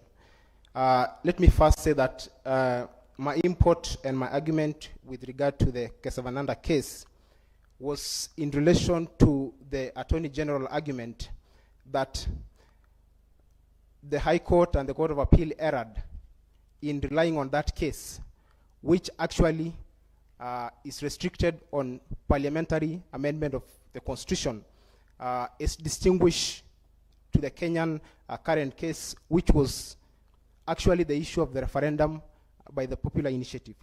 Let me go back. Just in India, the Golaknath case was the state of Punjab. I think it's a 1967 case. It was first held by the Supreme Court that some of the sections of the Indian Constitution, including fundamental rights, could not be altered. And coming back forward to the Kesavananda case, we have the majority decision read by Chief Justice Sikri saying that Parliament could not use its amending powers to alter or damage the Constitution. That leaves us in a situation where, despite the Constitution really giving unlimited powers to Parliament to amend, the Supreme Court, by all its rights, tends to limit. I think, and this despite references under Article 368 that seeks to oust judicial review.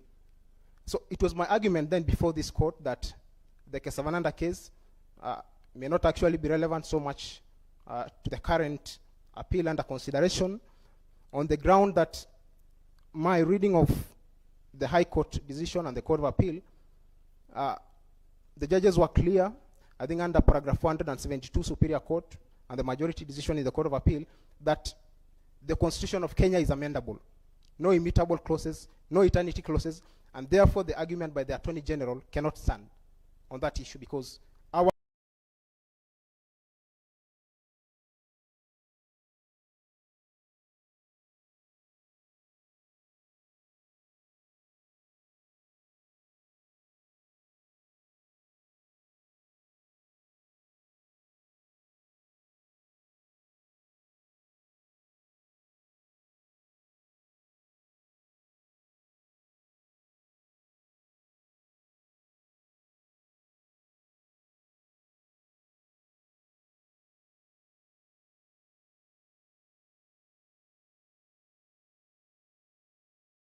is amendable. And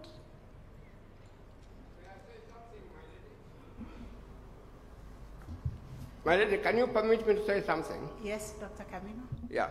My lady, I have an idea of the extent of the Supreme Court library and even the Court of Appeal library. Now, I have a number of books on this amendability, and I would be prepared to hand them to your registrar should you, any of the members of the court wish to have them. I have a book called Making Constitutions in Deeply Divided Societies. I have another one called An Amendable Constitution. I have another one called Unconstitutional Constitutional Amendments. I have another one called Constitutional Amendments.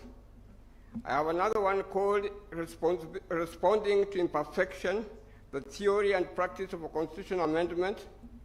I have another one called 6 Amendments, How and Why We Should Change the Constitution.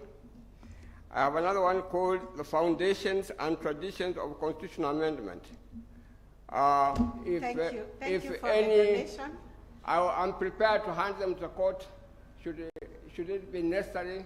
The registrar can get in touch with me. Yes, we will borrow them to use and then return to you because we don't want to deplete your library. Subsequently, we will order our own copies if we don't have them in our library.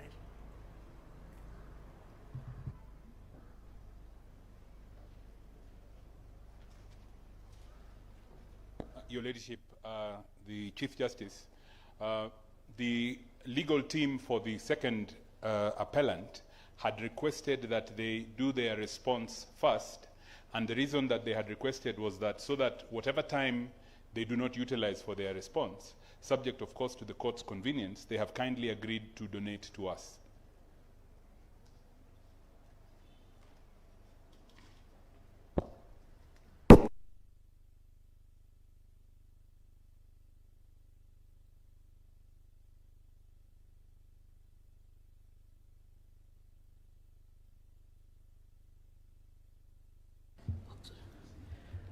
My Lord the Chief Justice, my Lord the Deputy Chief Justice, and my Lords the Justices of Supreme Court, good afternoon. My name is Justice Munyithia for record. Happy to be before you. My Lord, I was lastly in 2017 on an election petition, and this will be my maiden appearance before you since you were elevated to the office.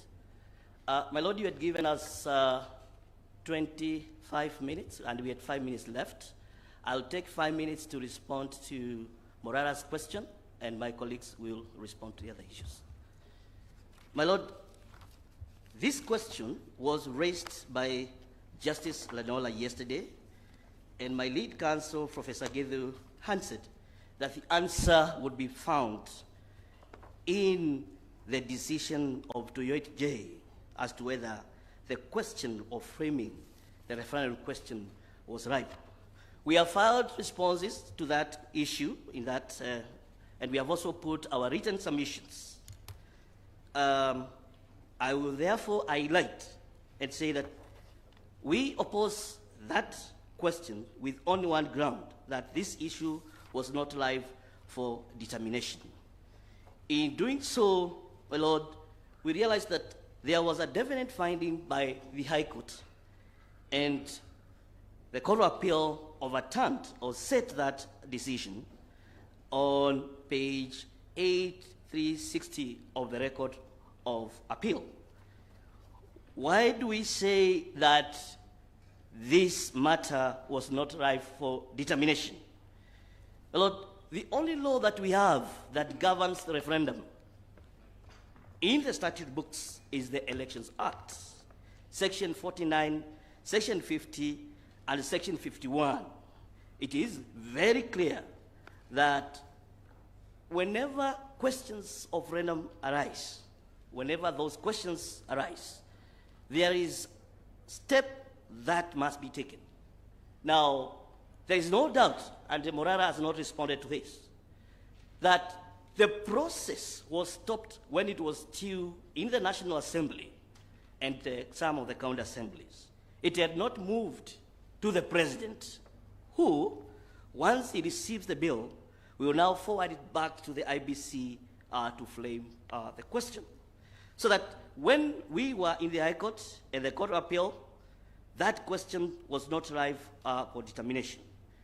This court, and many other times, we have had judicial interpretation that the only time a court says of jurisdiction to interpret a matter is when that matter is in dispute and you don't agitate on matters that are likely to happen in the future. So that in raising that issue, or the High Court in trying to determine on that issue, there was speculating in the future what happens. Two, the commission, under Article 248, it's one of the independent commission. Under Article 249, it is not subject to control of any authority. We don't doubt that courts can intervene. But when the High Court is exercising its jurisdiction, one, it cannot exercise jurisdiction that is reserved of the Supreme Court. That is very clear in Article 165(5). Two, even if there was need to seek that supervisory opinion for purposes of that advisory opinion, then the matter can only be referred to by IVC in the Supreme Court on the question of framing. So that when High Court pronounced itself, it would amount, one, entering into the mandate of the IBC in terms of framing the question, and that is rightly pointed out by Justice Toyot. Two, it will be exercising advisory opinion. Now, the other issue that I want to address is, can this court now interfere with the decision of the Court of Appeal as far as this matter is concerned? My Lord, like we put, this court now is exercising appellate jurisdiction under Article 163(4), and therefore, it can only address the question raised. It cannot reserve or become an advisory or give an advisory opinion. So we submit that the questions that came before the court, by the High Court itself, it was wrong because it offended the doctrine of ripeness. The Court of Appeal was right in setting aside that other point. My Lord, you cannot start counting your chicken until they hatch. This is exactly what the High Court was doing. We urge you not to be tempted to move to that. We urge that you uphold the decision by the Court of Appeal on this issue. Thank you very much. I'll invite my colleague.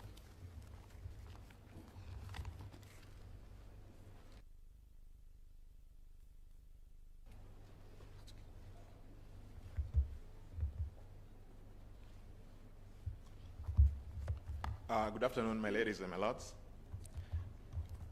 In a very quick rejoinder in relation to the question of public participation, I would want to draw, with your permission, the provision, the attention of this court to the provisions of Article 257, Subarticle 4. Reads, my ladies and my lords, that the promoters of a popular initiative shall deliver the draft bill and the supporting signatures to the Independent Electoral and Boundaries Commission, which shall verify that the initiative is supported by at least 1 million registered voters.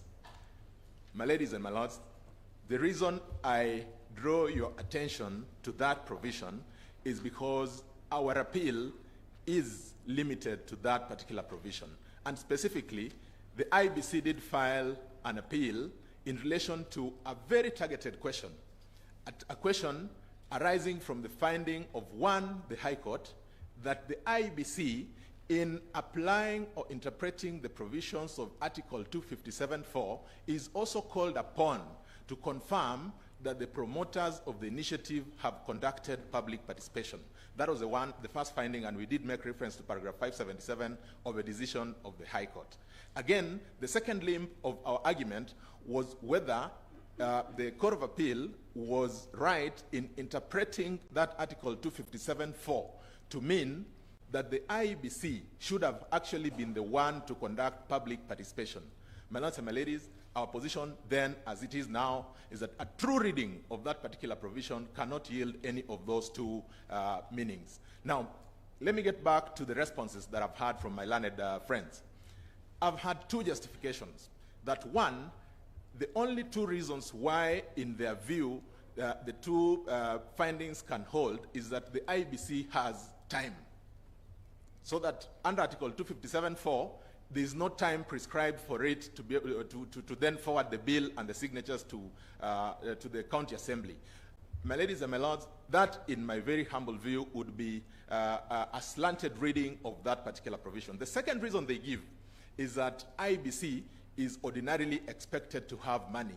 Again, my ladies and my lords, that cannot be the reason we say that that obligation crystallizes on the IBC. It is our submission, my lords and my ladies, that if, like I said yesterday and the day before, the process of constitutional review under Article 257 is incremental, and that it establishes several areas where public participation is to be done. And on this, I got support from my learned friend appearing for Muhuri, that is Counsel Christine. My ladies and my lords, she agrees with me that Article 196 speaks to how then the county assemblies are supposed to achieve public participation. That is a very important concession. Again, we made submissions and no one has contested it, that Article 94 and 95 provides for how public participation can be achieved. So, my ladies and my lords, that remains our submission, that a true reading of that Article 257.4 cannot yield the two meanings assigned to it by both the High Court and the Court of Appeal. My ladies and my lords, that said, I've also had submission, again from the respondents, which appear in one way or the other to want to expand the scope of our appeal. Our appeal did not touch on the question of verification of signatures. I've had lengthy submissions on that question. Please, my ladies and my lords, it is our submission that that component of our appeal should be disregarded because it does not flow from our appeal. Again, I've had submissions to the effect that the finding that there was no adequate legal framework is an issue that touches on public participation. With respect, my ladies and my lords, that does not flow from our appeal. That said, yesterday I did draw the attention of the court to your locus classicus, the decision in BAT by the CS Health. One of the principles under paragraph 96 of that decision is that every case where public participation is called, and that was this court applying the meaning of public participation that should be ascribed to Article 10, Subarticle 2, that at principle number 8, you say that each case is supposed to be looked at with the peculiarity of the circumstances in issue. It then follows that following that principle, one then does not read public participation in every article of the Constitution. And I'll give two examples. My ladies and my lords, today you sit to interpret and give meaning to this Constitution. That is what we have all come before you to do. Now, in the ordinary balance of the Constitution, one would be tempted to apply the provisions of Article 10, Subarticle 2, in relation to public participation. Would it not be turning logic onto its head to say that then, as you retire to do your judgment on this matter, then we call for public participation? I think that would be stretching the meaning of that particular provision. Second example, the AG, I think under Article 156, is the principal advisor to the government on matters law. Again, when the AG prefers an opinion to, say, His Excellency the President, one would not expect that the AG, in conferring that opinion, must then apply public participation. It is our submission, my ladies and my lords, that is the principle that you provided for under principle number 8 of your decision and authority in BAT versus CS Health. And that being the basis, I would also then want to submit, my ladies and my lords, you don't need any additional legal or statutory framework in relation to that question. My ladies, my lords, I think that then would respond to the question of public participation, and permit me then to invite my lead counsel, Professor Githu Muigai, to respond to the question of the effect of constitutionality. I'm most obliged.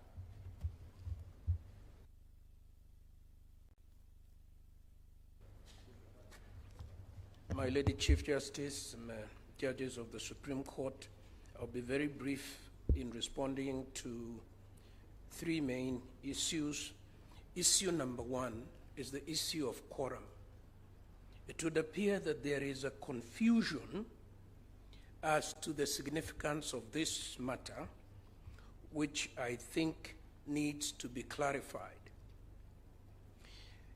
One group seems to argue the issue of quorum as if it has no consequence, as if a finding of no quorum has no consequence whatsoever, as if it were an academic matter.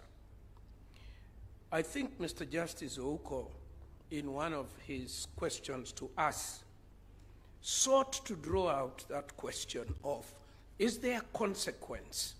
We have had elections, 50 by-elections. We have had elections of the judge of the president of the Court of Appeal, elections of the justice, JSC's judges, representatives, and so on and so forth. This issue of quorum is not academic. It has consequences.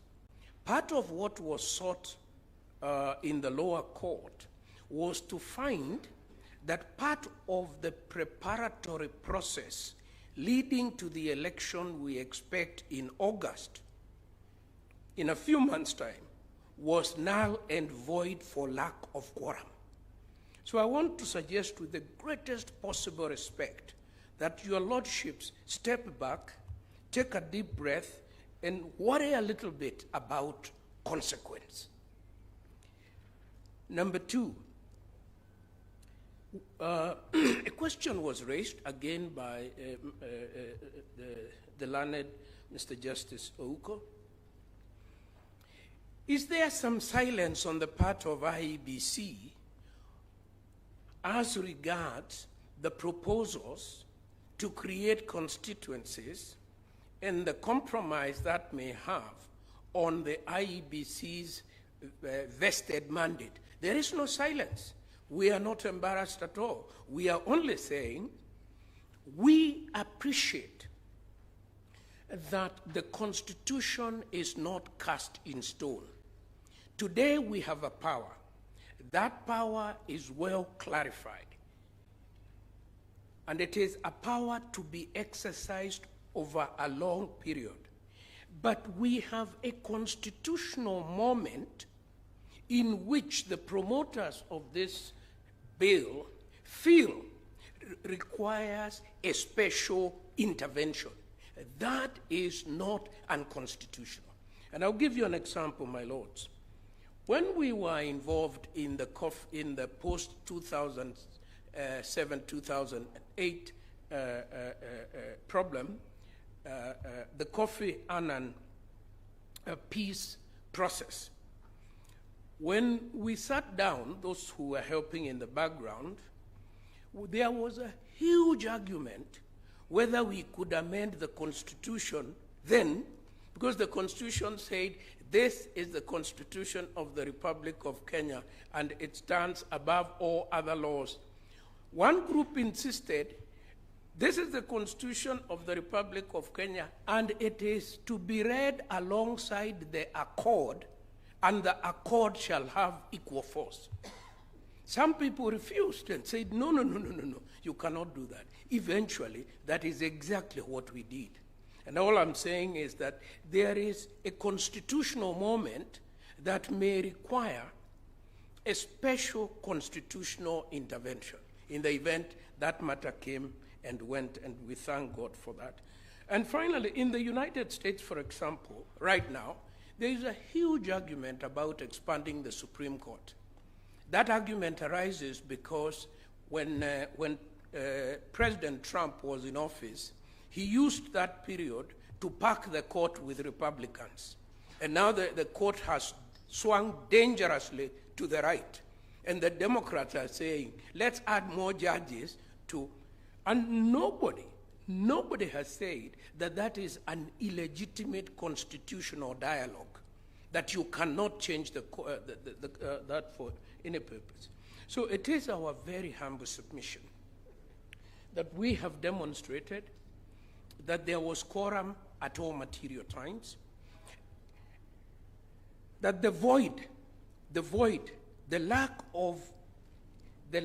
of a specific set of rules setting out quorum did not delegitimate IEBC. In fact, it's a question that cannot lie in the mind of any serious lawyer. You cannot say this constitutional commission is legitimate because to be legitimate it requires only 3 commissioners, but notwithstanding its legitimacy, it can make no decision because there is no law, because there is no law regulating quorum. I thought that most of my colleagues on this side who are championing democracy and the rule of law would remember when in this court we came many times and said we want to invoke the chapter of the Constitution on the defense of human rights. And the court then said you cannot do that because the Chief Justice has not made regulations. I thought that is the jurisprudence we left behind us, not the one we are running to embrace. Thank you. I have 8 minutes left. I will donate this to the Honorable the Attorney General, who has the very weighty responsibility of guiding our nation.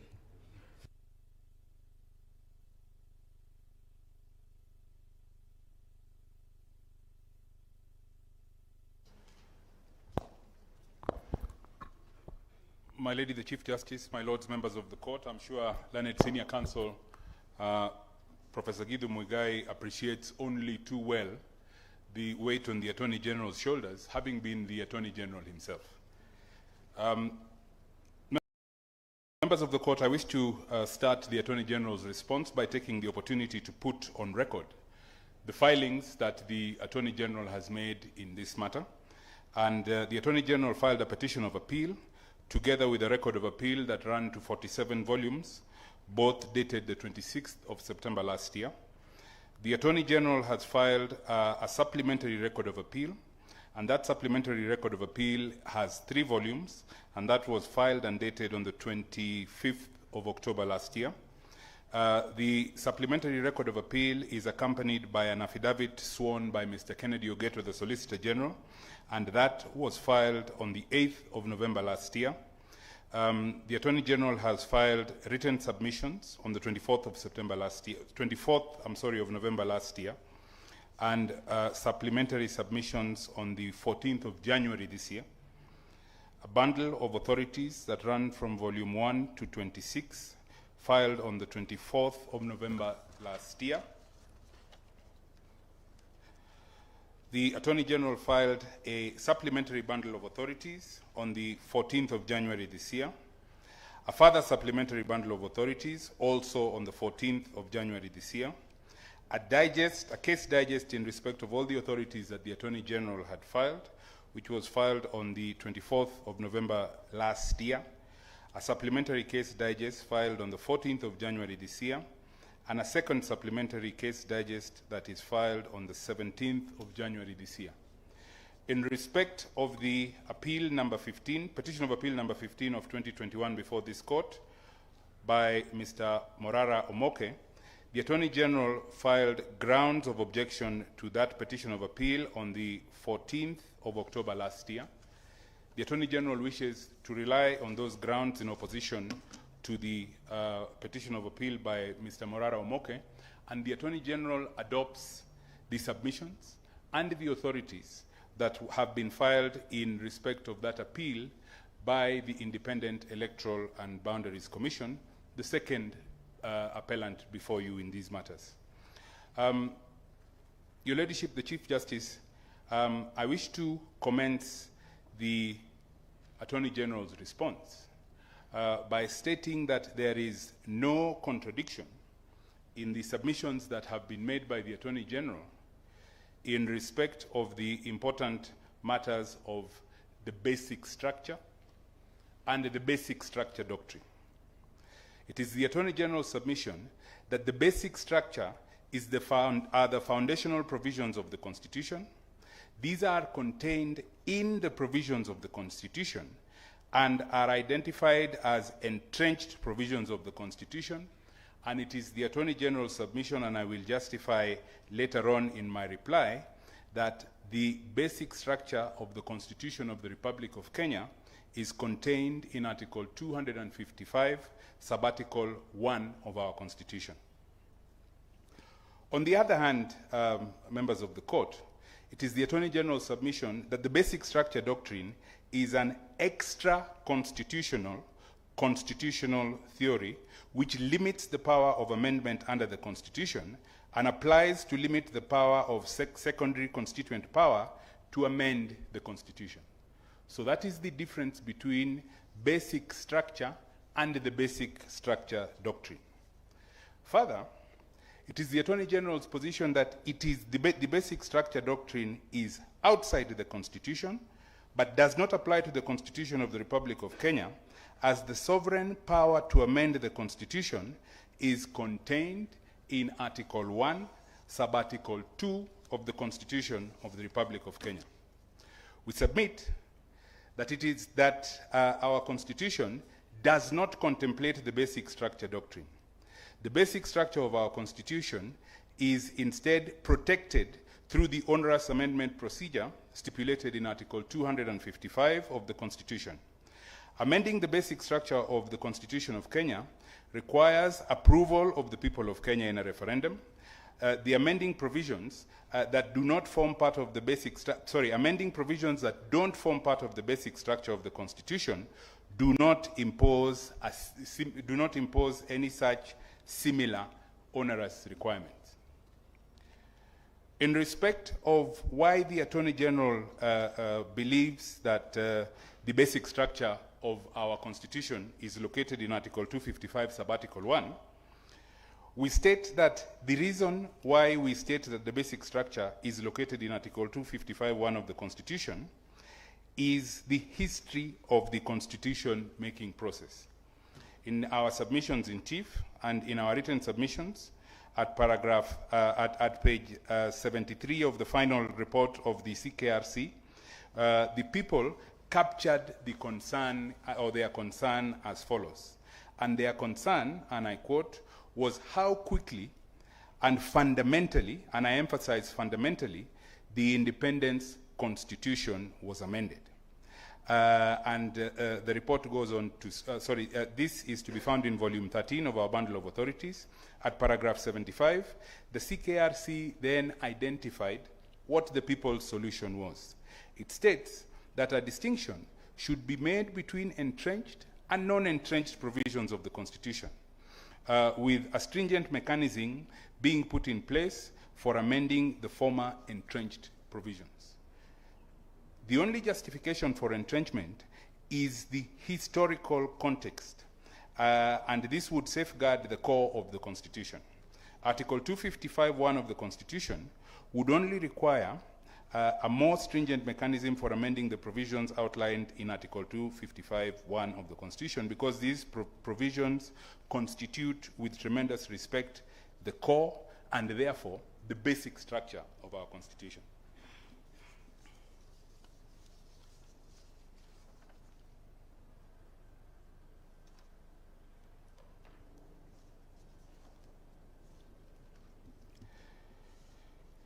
The amendment sought to be restricted by the wrongful application of the basic structure doctrine. We submit flows directly from Article 1.1 and Article 1.2 of the Constitution of the Republic of Kenya.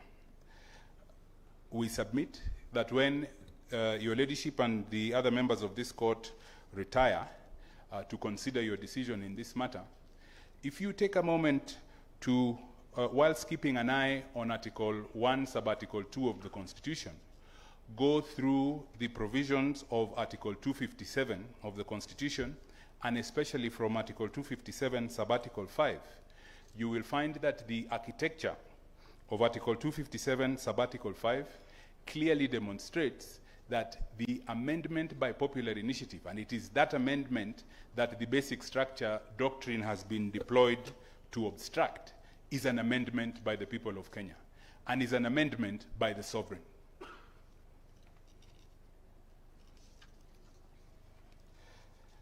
There was very heavy weather made of the distinction between the word amendment and alteration, and I believe it has formed, or it was the basis of one of the questions that was asked by one of the learned judges of this court earlier on this morning. And in response, we submit respectfully that there is no difference between the word amendment and alteration. It is a distinction without a difference.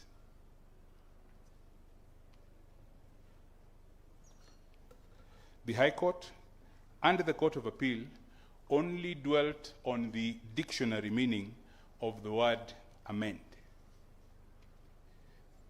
It is our submission that the textual meaning of the word amend does not bring out the true meaning of the word amend as used in Chapter 15 of the Constitution of the Republic of Kenya. 16, I'm sorry, not 15, Chapter 16. The contextual meaning of the word amend, as used in Chapter 16 of the Constitution of the Republic of Kenya, connotes the ability of the sovereign that flows from Article 1.1 and Article 1.2 of the Constitution of the Republic of Kenya to make or unmake anything. That is an accepted ability of the sovereign. That is what sovereignty is. And the word amend is then used with that special meaning in the Constitution to then give the sovereign the ability to make or unmake anything in their constitution.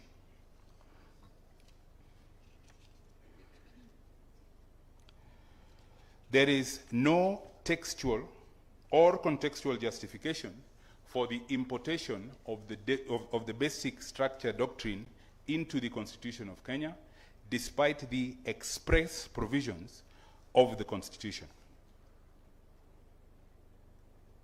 There was an argument made by, I believe it was 254 Hope, that anything could be implied into the Constitution as long as the Constitution does not prevent it from being implied. We respond to that respectfully by saying that that cannot be the law. There is no justification for importing anything into the Constitution. The Constitution is clear, and it does not then lend itself to the importation of any these principles and doctrines that were imported into it by the High Court and the Court of Appeal.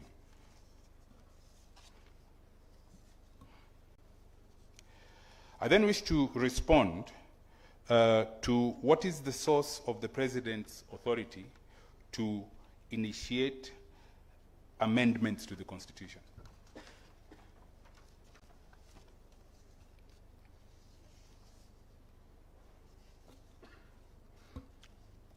At a general level, the President is a citizen like other citizens. He therefore enjoys all the rights and fundamental freedoms of all other citizens. These include equality before the law, the equality before the law, and the right to equal protection and equal benefit of the law, Article 27 of the Constitution. Freedom of conscience, religion, belief, and opinion, Article 32, and freedom of expression, Article 33 of the Constitution. Political rights that include the right to campaign for a cause that is provided for in Article 38.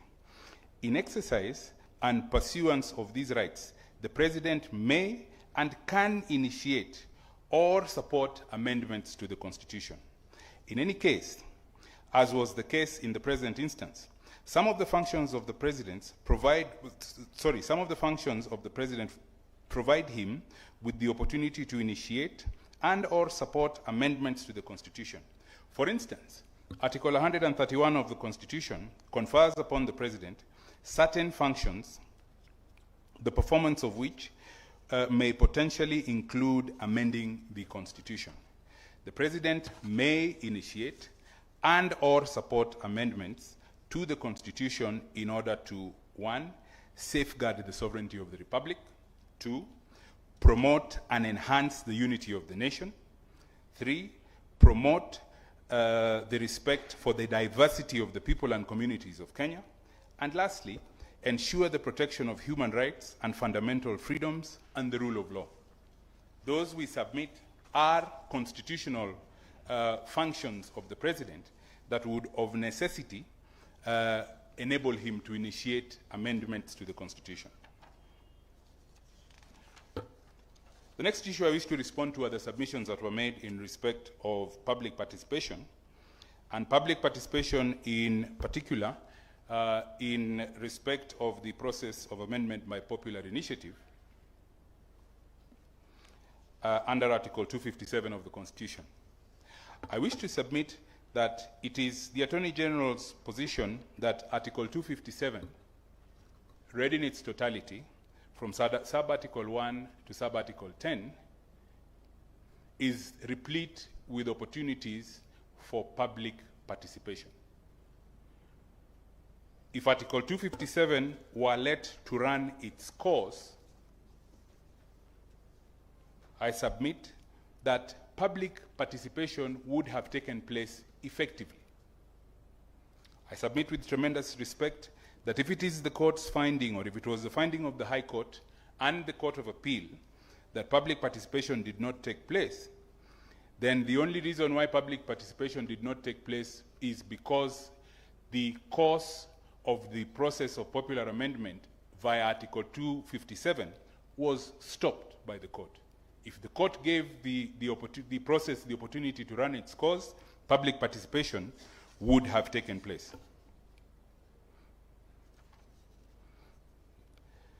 I wish to respond briefly on the submissions that have been made on the ground of appeal of presidential immunity.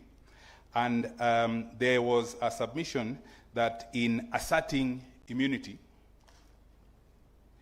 and claiming political rights, or in asserting absolute immunity and claiming political rights, the President of the Republic of Kenya was trying to have his cake and eat it. In response, I wish to submit that following the Bellevue case that was cited severally by my learned senior Mr. Waweru Gatonya, judges of this court enjoy absolute immunity. It is not lost on any of us that judges of this court have severally commenced proceedings in the High Court and in the Court of Appeal to assert their rights under the Constitution. Absolute immunity does not take away a party's rights under the Constitution. It is not a trade-off. You can have absolute immunity under the Constitution, and your rights remain alive for you to enjoy and assert as you choose to.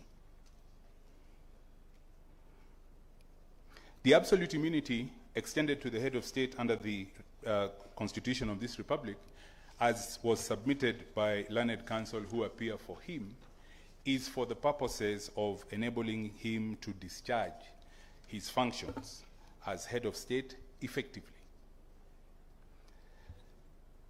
In respect of the constituency question, we associate ourselves with the submission by Professor Gideon Muigai, senior counsel for the IEBC, and that submission is that the contents of a bill to amend the Constitution under Article 257 are beyond the court. And we say so for this reason. I have stated earlier on in my response that the amendment by Article 257, as opposed to the amendment by Article 256, is by the sovereign. It is by Article 257 that the sovereign retained the right to amend their constitution.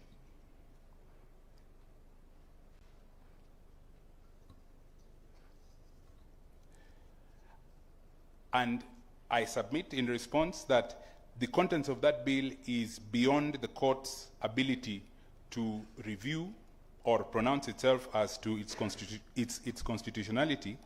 That right or that ability flows from the ability donated by the people of Kenya, or vested by the people of Kenya by the High Court, by Article 165, 3D, Roman 2. I want to give an example, or I want to demonstrate the submission that I have just made. And I wish to refer your lordships to the 6th schedule of the Constitution, and in particular, sections 23 and 24 of the 6th schedule. The 6th schedule forms part of the Constitution. And at section 23, the people of Kenya, when they promulgated this Constitution, created a procedure for the vetting of judges. And they created a procedure for the vetting and removal of judges. Judges who enjoyed security of tenure, judges who held office properly under the previous Constitution. The Constitution, again, at the 6th schedule, at paragraph 24, provided for the retirement of the last Chief Justice under the former Constitution.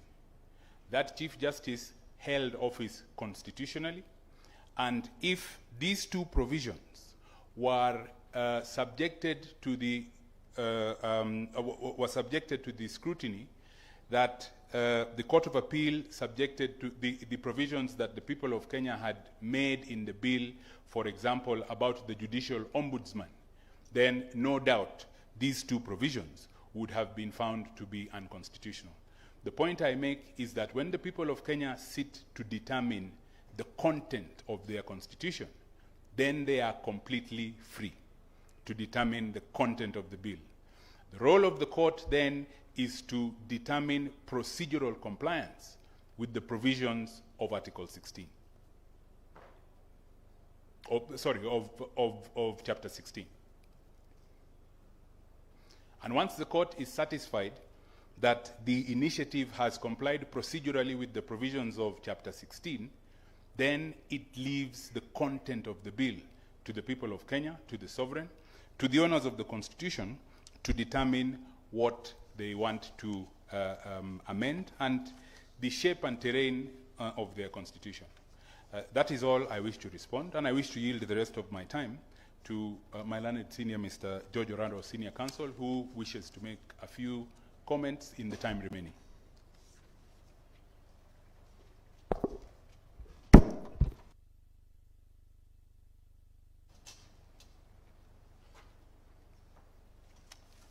Thank you, the Chief Justice, the Deputy Chief Justice, and members of the bench. I have only one issue I wish to clarify, and that is in the context of the 4 sequential steps which were prescribed by the High Court to be undertaken before the primary constituent power can be deemed to have been exercised.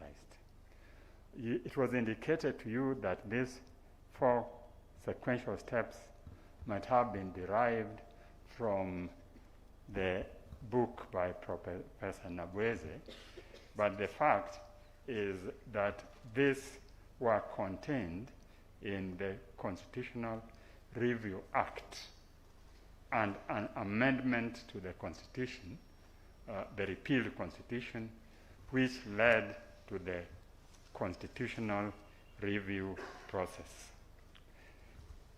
And what the learned judges did without expressly stating so is that they were trying to revert to the original ratification procedure as a basis of legitimizing the process of amendment to the Constitution, having acknowledged that our Constitution is not unamendable. It is. And the issue they were addressing there was how can it be done? And they thought that the best way of doing it is to apply the basic structure doctrine and go back to the process we followed in making the current Constitution. Now, the power of making the Constitution is primordial and is vested on the people and cannot be restricted or regulated either by law or by a court, as we have purported to do in the decision before the High Court and in this court. The people nevertheless have the right of reserving how they can exercise that power, like they have done in our Constitution by Article 1 and Chapter 16. But even where they do so, that cannot stop them, if they wish, from coming up with another process of amending the Constitution. And in fact, in looking at this, a very useful comment I saw in one of the writings by Professor Rosnai, who has now become a popular figure in this court and in all the proceedings below, in what he called Constitutional Amendment and Fundaments, and he says, but due to its extra constitutional nature, constituent power cannot be regulated by constitutional procedures. You cannot regulate it. You can provide for it, but you cannot regulate it. But least of all, the court cannot provide for the manner in which constituent power can be exercised.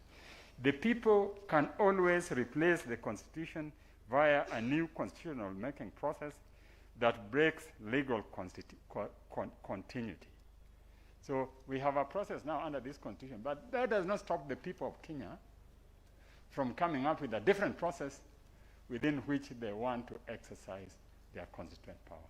But for the purpose of these proceedings, I would humbly submit that the people have crystallized how, for the moment, they want that constituent power exercised. And it is in the Constitution at Article 1 and Chapter 16, read together with Article 259 and other provisions. Does the court fold its hands when it thinks that there is an interference with the manner, the provisions of the Constitution as far as amendment involving constituent power is exercised? I say no. The court has a role. The IEBC has a role, and the people have a role. The role of the court is to ensure that those strict provisions for exercise of the primary constituent power which have been crystallized in the Constitution are very strictly followed to promote the intentions of the Constitution.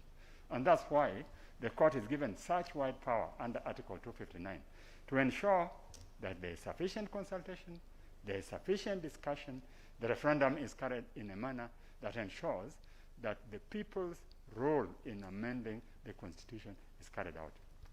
What is happening today is we are being told that should be reserved for the court. But we are from an era, I have not heard anybody saying it, when the court on constitutional matter consistently decided for executive.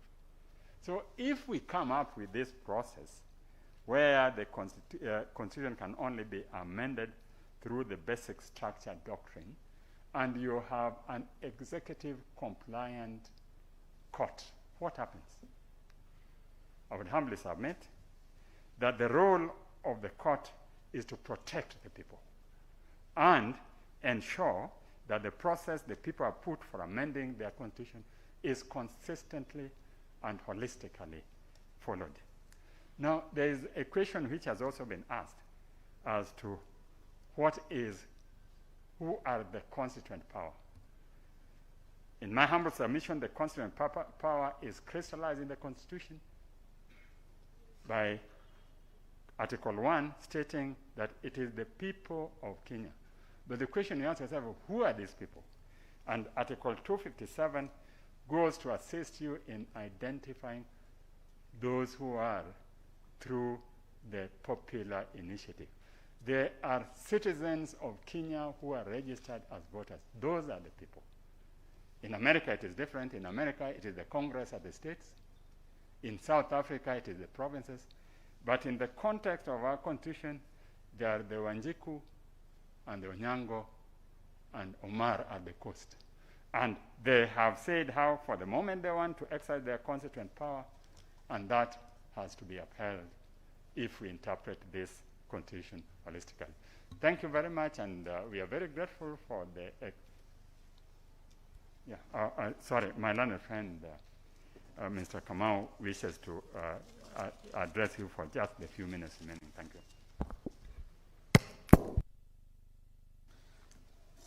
My Lady, the Chief Justice, judges of the Supreme Court, I just want to comment on a few matters that were addressed to you earlier today.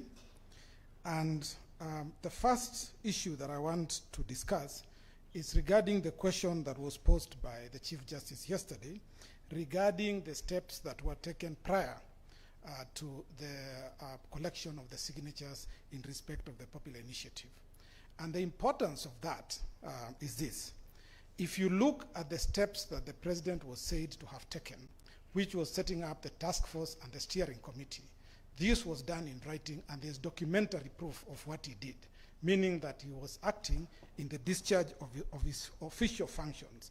And that activity was found to be valid in the case of Third Way Alliance, which was the judgment of Justice Mativo. It has been referred to very many times, and the High Court upheld the steps that were taken by the President.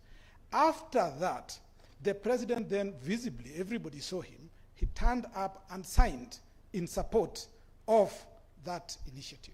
And he was doing that in the discharge of his rights as a registered voter required under Article 257 of the Constitution. And that is the dichotomy that is necessary, that in one aspect, he was discharging his functions under Article 132 of the Constitution. In the other, he was exercising his rights as a registered voter under Article 257, which is entitled to. The important thing is that throughout the submissions that have been made yesterday and some of them today, nobody has said what right there is to limit any of the president's powers under Article 24 of the Constitution. Nobody has justified any limitation on the rights of the president under Article 24 of the Constitution.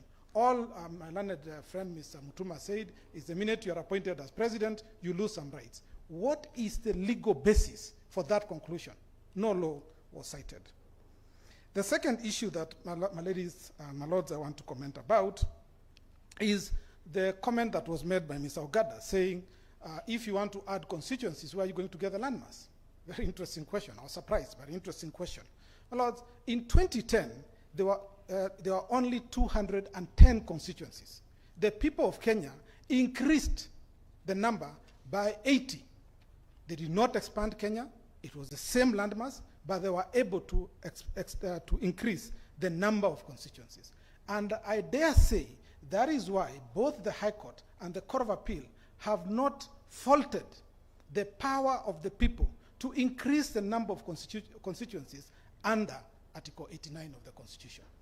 And so, my lords, I think it is, I just needed to make that comment because it's an important issue to comment about. Lastly, my lord, this issue of constituencies, I have referred you to the documents that we filed on 14th of January. My learned friend has just referred you to it. There is a report by the IEBC. If you look at the conclusions on that report, the concluding pages, I think it's page 38 or 36, you will notice that the people of Kenya in many memorandum asked for increase in the number of constituencies. Now, the interesting thing is that nobody has disputed the fact that these issues of increase of constituencies and so on, the 74 issues that you are referred to, these came from presentations that were made by the people of Kenya through a process established by the president. It's the people of Kenya who gave their views. Nobody has said that it is not the people of Kenya who said it. And the minute the sovereign have given their views, how that views then translates into the process under Article 257 cannot be faulted. Lastly, my lords, I just also needed to comment on what Mr. Lesenku said about the case I referred to, that when I was asked by his lordship, if from research we are aware of any head of government that has been able to undertake popular initiative. And I referred you to the country that I referred to yesterday. And my lords, you will note that that is the system of government that that country has. There is nothing more superior about the system of government that Kenya has over that of that country. And so the fact that it's a prince that is the head of that country does not take away the fact that he is the head of the country and that the people voted and approved a process that he initiated. I thank you very much for your patience and for giving me that opportunity. Thank you.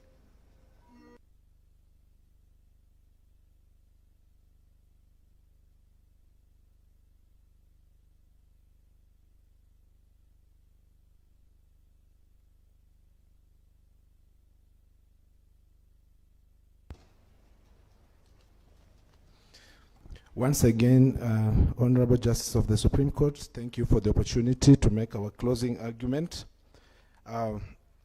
You've had a lot of arguments before this court, and no party has raised any serious challenge to my appeal. I therefore ask the court to just, looking at that, to see that there is general concurrence before the court among the council that the finding of the High Court on the provision for distinct referendum questions is not a highly contested issue. Before I do my closing argument, I wish to acknowledge the Solicitor General Kennedy Ogeto, with whom I worked for about 3 years and a half after graduating from the University of Nairobi, for his mentorship, and I thank him for his training to always have a strong work ethic, which I think he always practices. As a man of great work ethic, and I thank him greatly. In terms of a few issues that have arisen, in terms of what the parties presented on my appeal, I would like to ask the court to remember one thing, and one thing only, that when it comes to expression of the sovereignty of the people, there's the key tool that they use to express their sovereignty is through voting. And the referendum is one of the most important tools, which does not happen very often. But when it happens, let the people get the opportunity to carry out a referendum that will reflect their will. And as I argued yesterday, when you look at Article 81 of the Constitution, there are very important principles that have been laid down to determine what is considered to be a free and fair election. A referendum is an election. To determine what is to be considered in a referendum as being free and fair, it has to be neutral, it has to be efficient, it has to be accurate. And we cannot talk about accuracy if we lump up all the amendments in one referendum question. The argument by the IEBC that this question is not ripe, that argument is not well founded in law. As I already demonstrated yesterday, Article 22 of the Constitution has limited the application of the political question doctrine in our country. It has given the people access to the court whenever they feel a threat to the Constitution. When I filed my petition E416 of 2020, I did also file a supplementary affidavit dated February 19th, 2021, which you shall find at volume 33 of my record of appeal at page 49 to 4950, and also at volume 34 of my record of appeal, page 4951 to 4971. If you look keenly through my affidavit, I did demonstrate that there was a threat that we could have a referendum anytime if the High Court did not actually make the findings it did when it made its final judgment. I laid down that the IEBC had even prepared a budget for the referendum, and it's very clearly indicated in that affidavit. I ask you to look at it, look at the budgetary estimates for the referendum, all contained in that affidavit. Lastly, in terms of whether this question of multiple referendum questions is actually an alien concept, I would say it is not. It's something very mainstream. Already other courts have declared that, and I'll ask the court to read carefully through our bundle of authorities. I did file 9 volumes of that, and there's a digest as well.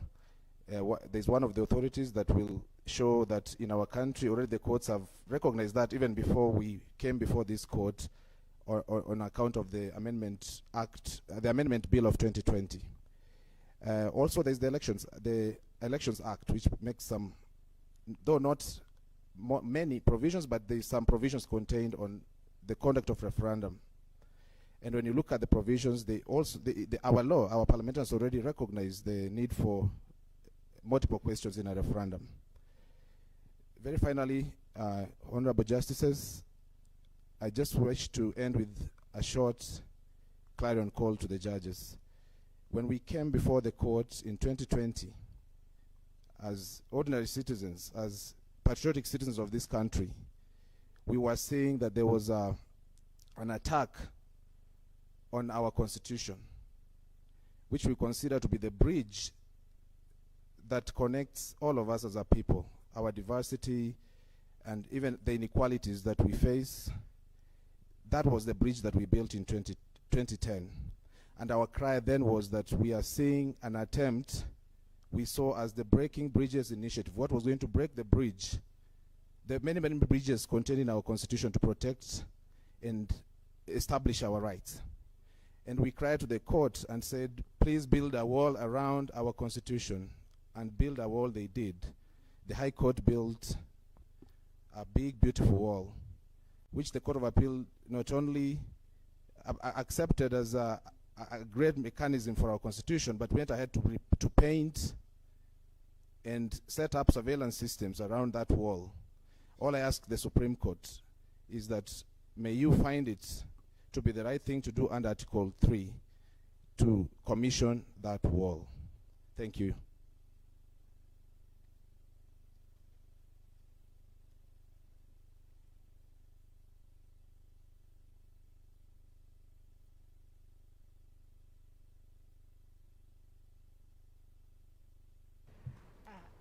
Thank you very much for those responses.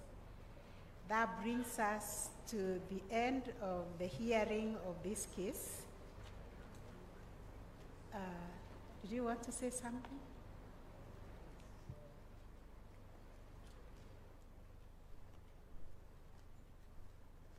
My lady, the Chief Justice and President of the Supreme Court, my lady, the Deputy Chief Justice, my lady and my lords, I think it will be an abdication of our duty on this side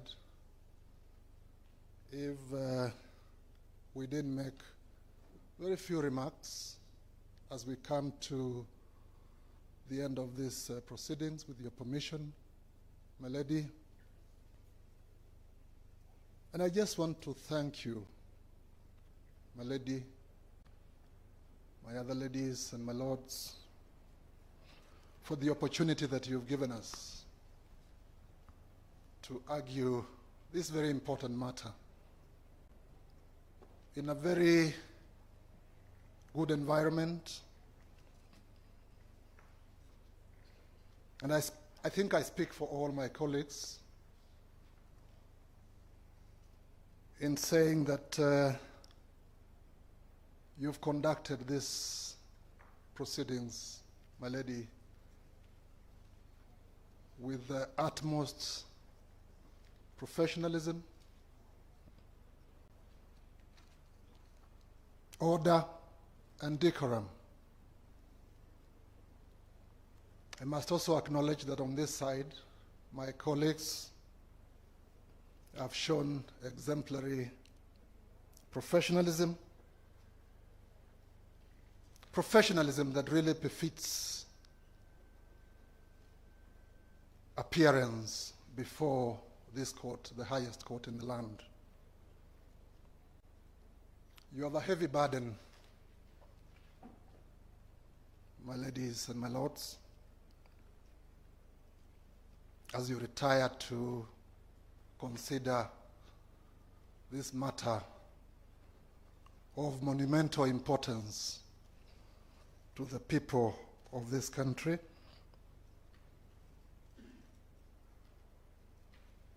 I know we've had very powerful submissions. In some instances, emotional submissions. But my lady, my other ladies and my lords, we look forward to the fact that you will do justice to the case before you and that you consider it devoid of any attraction to emotion. And has been indicated by various parties in the course of the hearings, my ladies and my lords, the decision that you will make is one that is going to be with us for posterity. Thank you very much, Mr. Ogeto. Please don't open the submissions. I am not repeating the submissions, my lady. Yes. Only just to thank you once again, and thank you very much once again. And we hope that the decision that finally comes out of your leaderships and your lordship's hands will be one that Kenyans will have respect for and that Kenyans will agree with, and that all of us will agree to be bound with. Thank you very much. Thank you. I only take the vote of thanks. And also on behalf of my colleagues, the justices of the Supreme Court, the registrar, deputy registrar, and the entire Supreme Court staff who have worked very hard on this particular appeals, we want to thank you also most sincerely for your submissions and for your very, very able representation of the various parties that you have represented here, and also for the material that you have shared with us. You have availed a lot of material, including Dr. Kamilwa, who has donated some books. This will all help us reach a just conclusion of the matter. So we are very, very grateful for this, and we are also grateful for the people of Kenya for giving us this opportunity to serve in these positions. Thank you, and have a very nice afternoon. The court will adjourn. The date of the judgment will be given on notice. Thank you. I just want to seek a clarification. Yesterday, NTV in the prime time news indicated that the judgment will be delivered on 14th of February. I just want to get clarification from the court that directions are not being given in a manner that we are not aware of. Just a clarification. I do not know where the Nation NTV got the date of 14th of February. I do not want to enter into that. The decision of the judges is that the judgment will be on notice. You'll be given a notice of when the judgment will be delivered.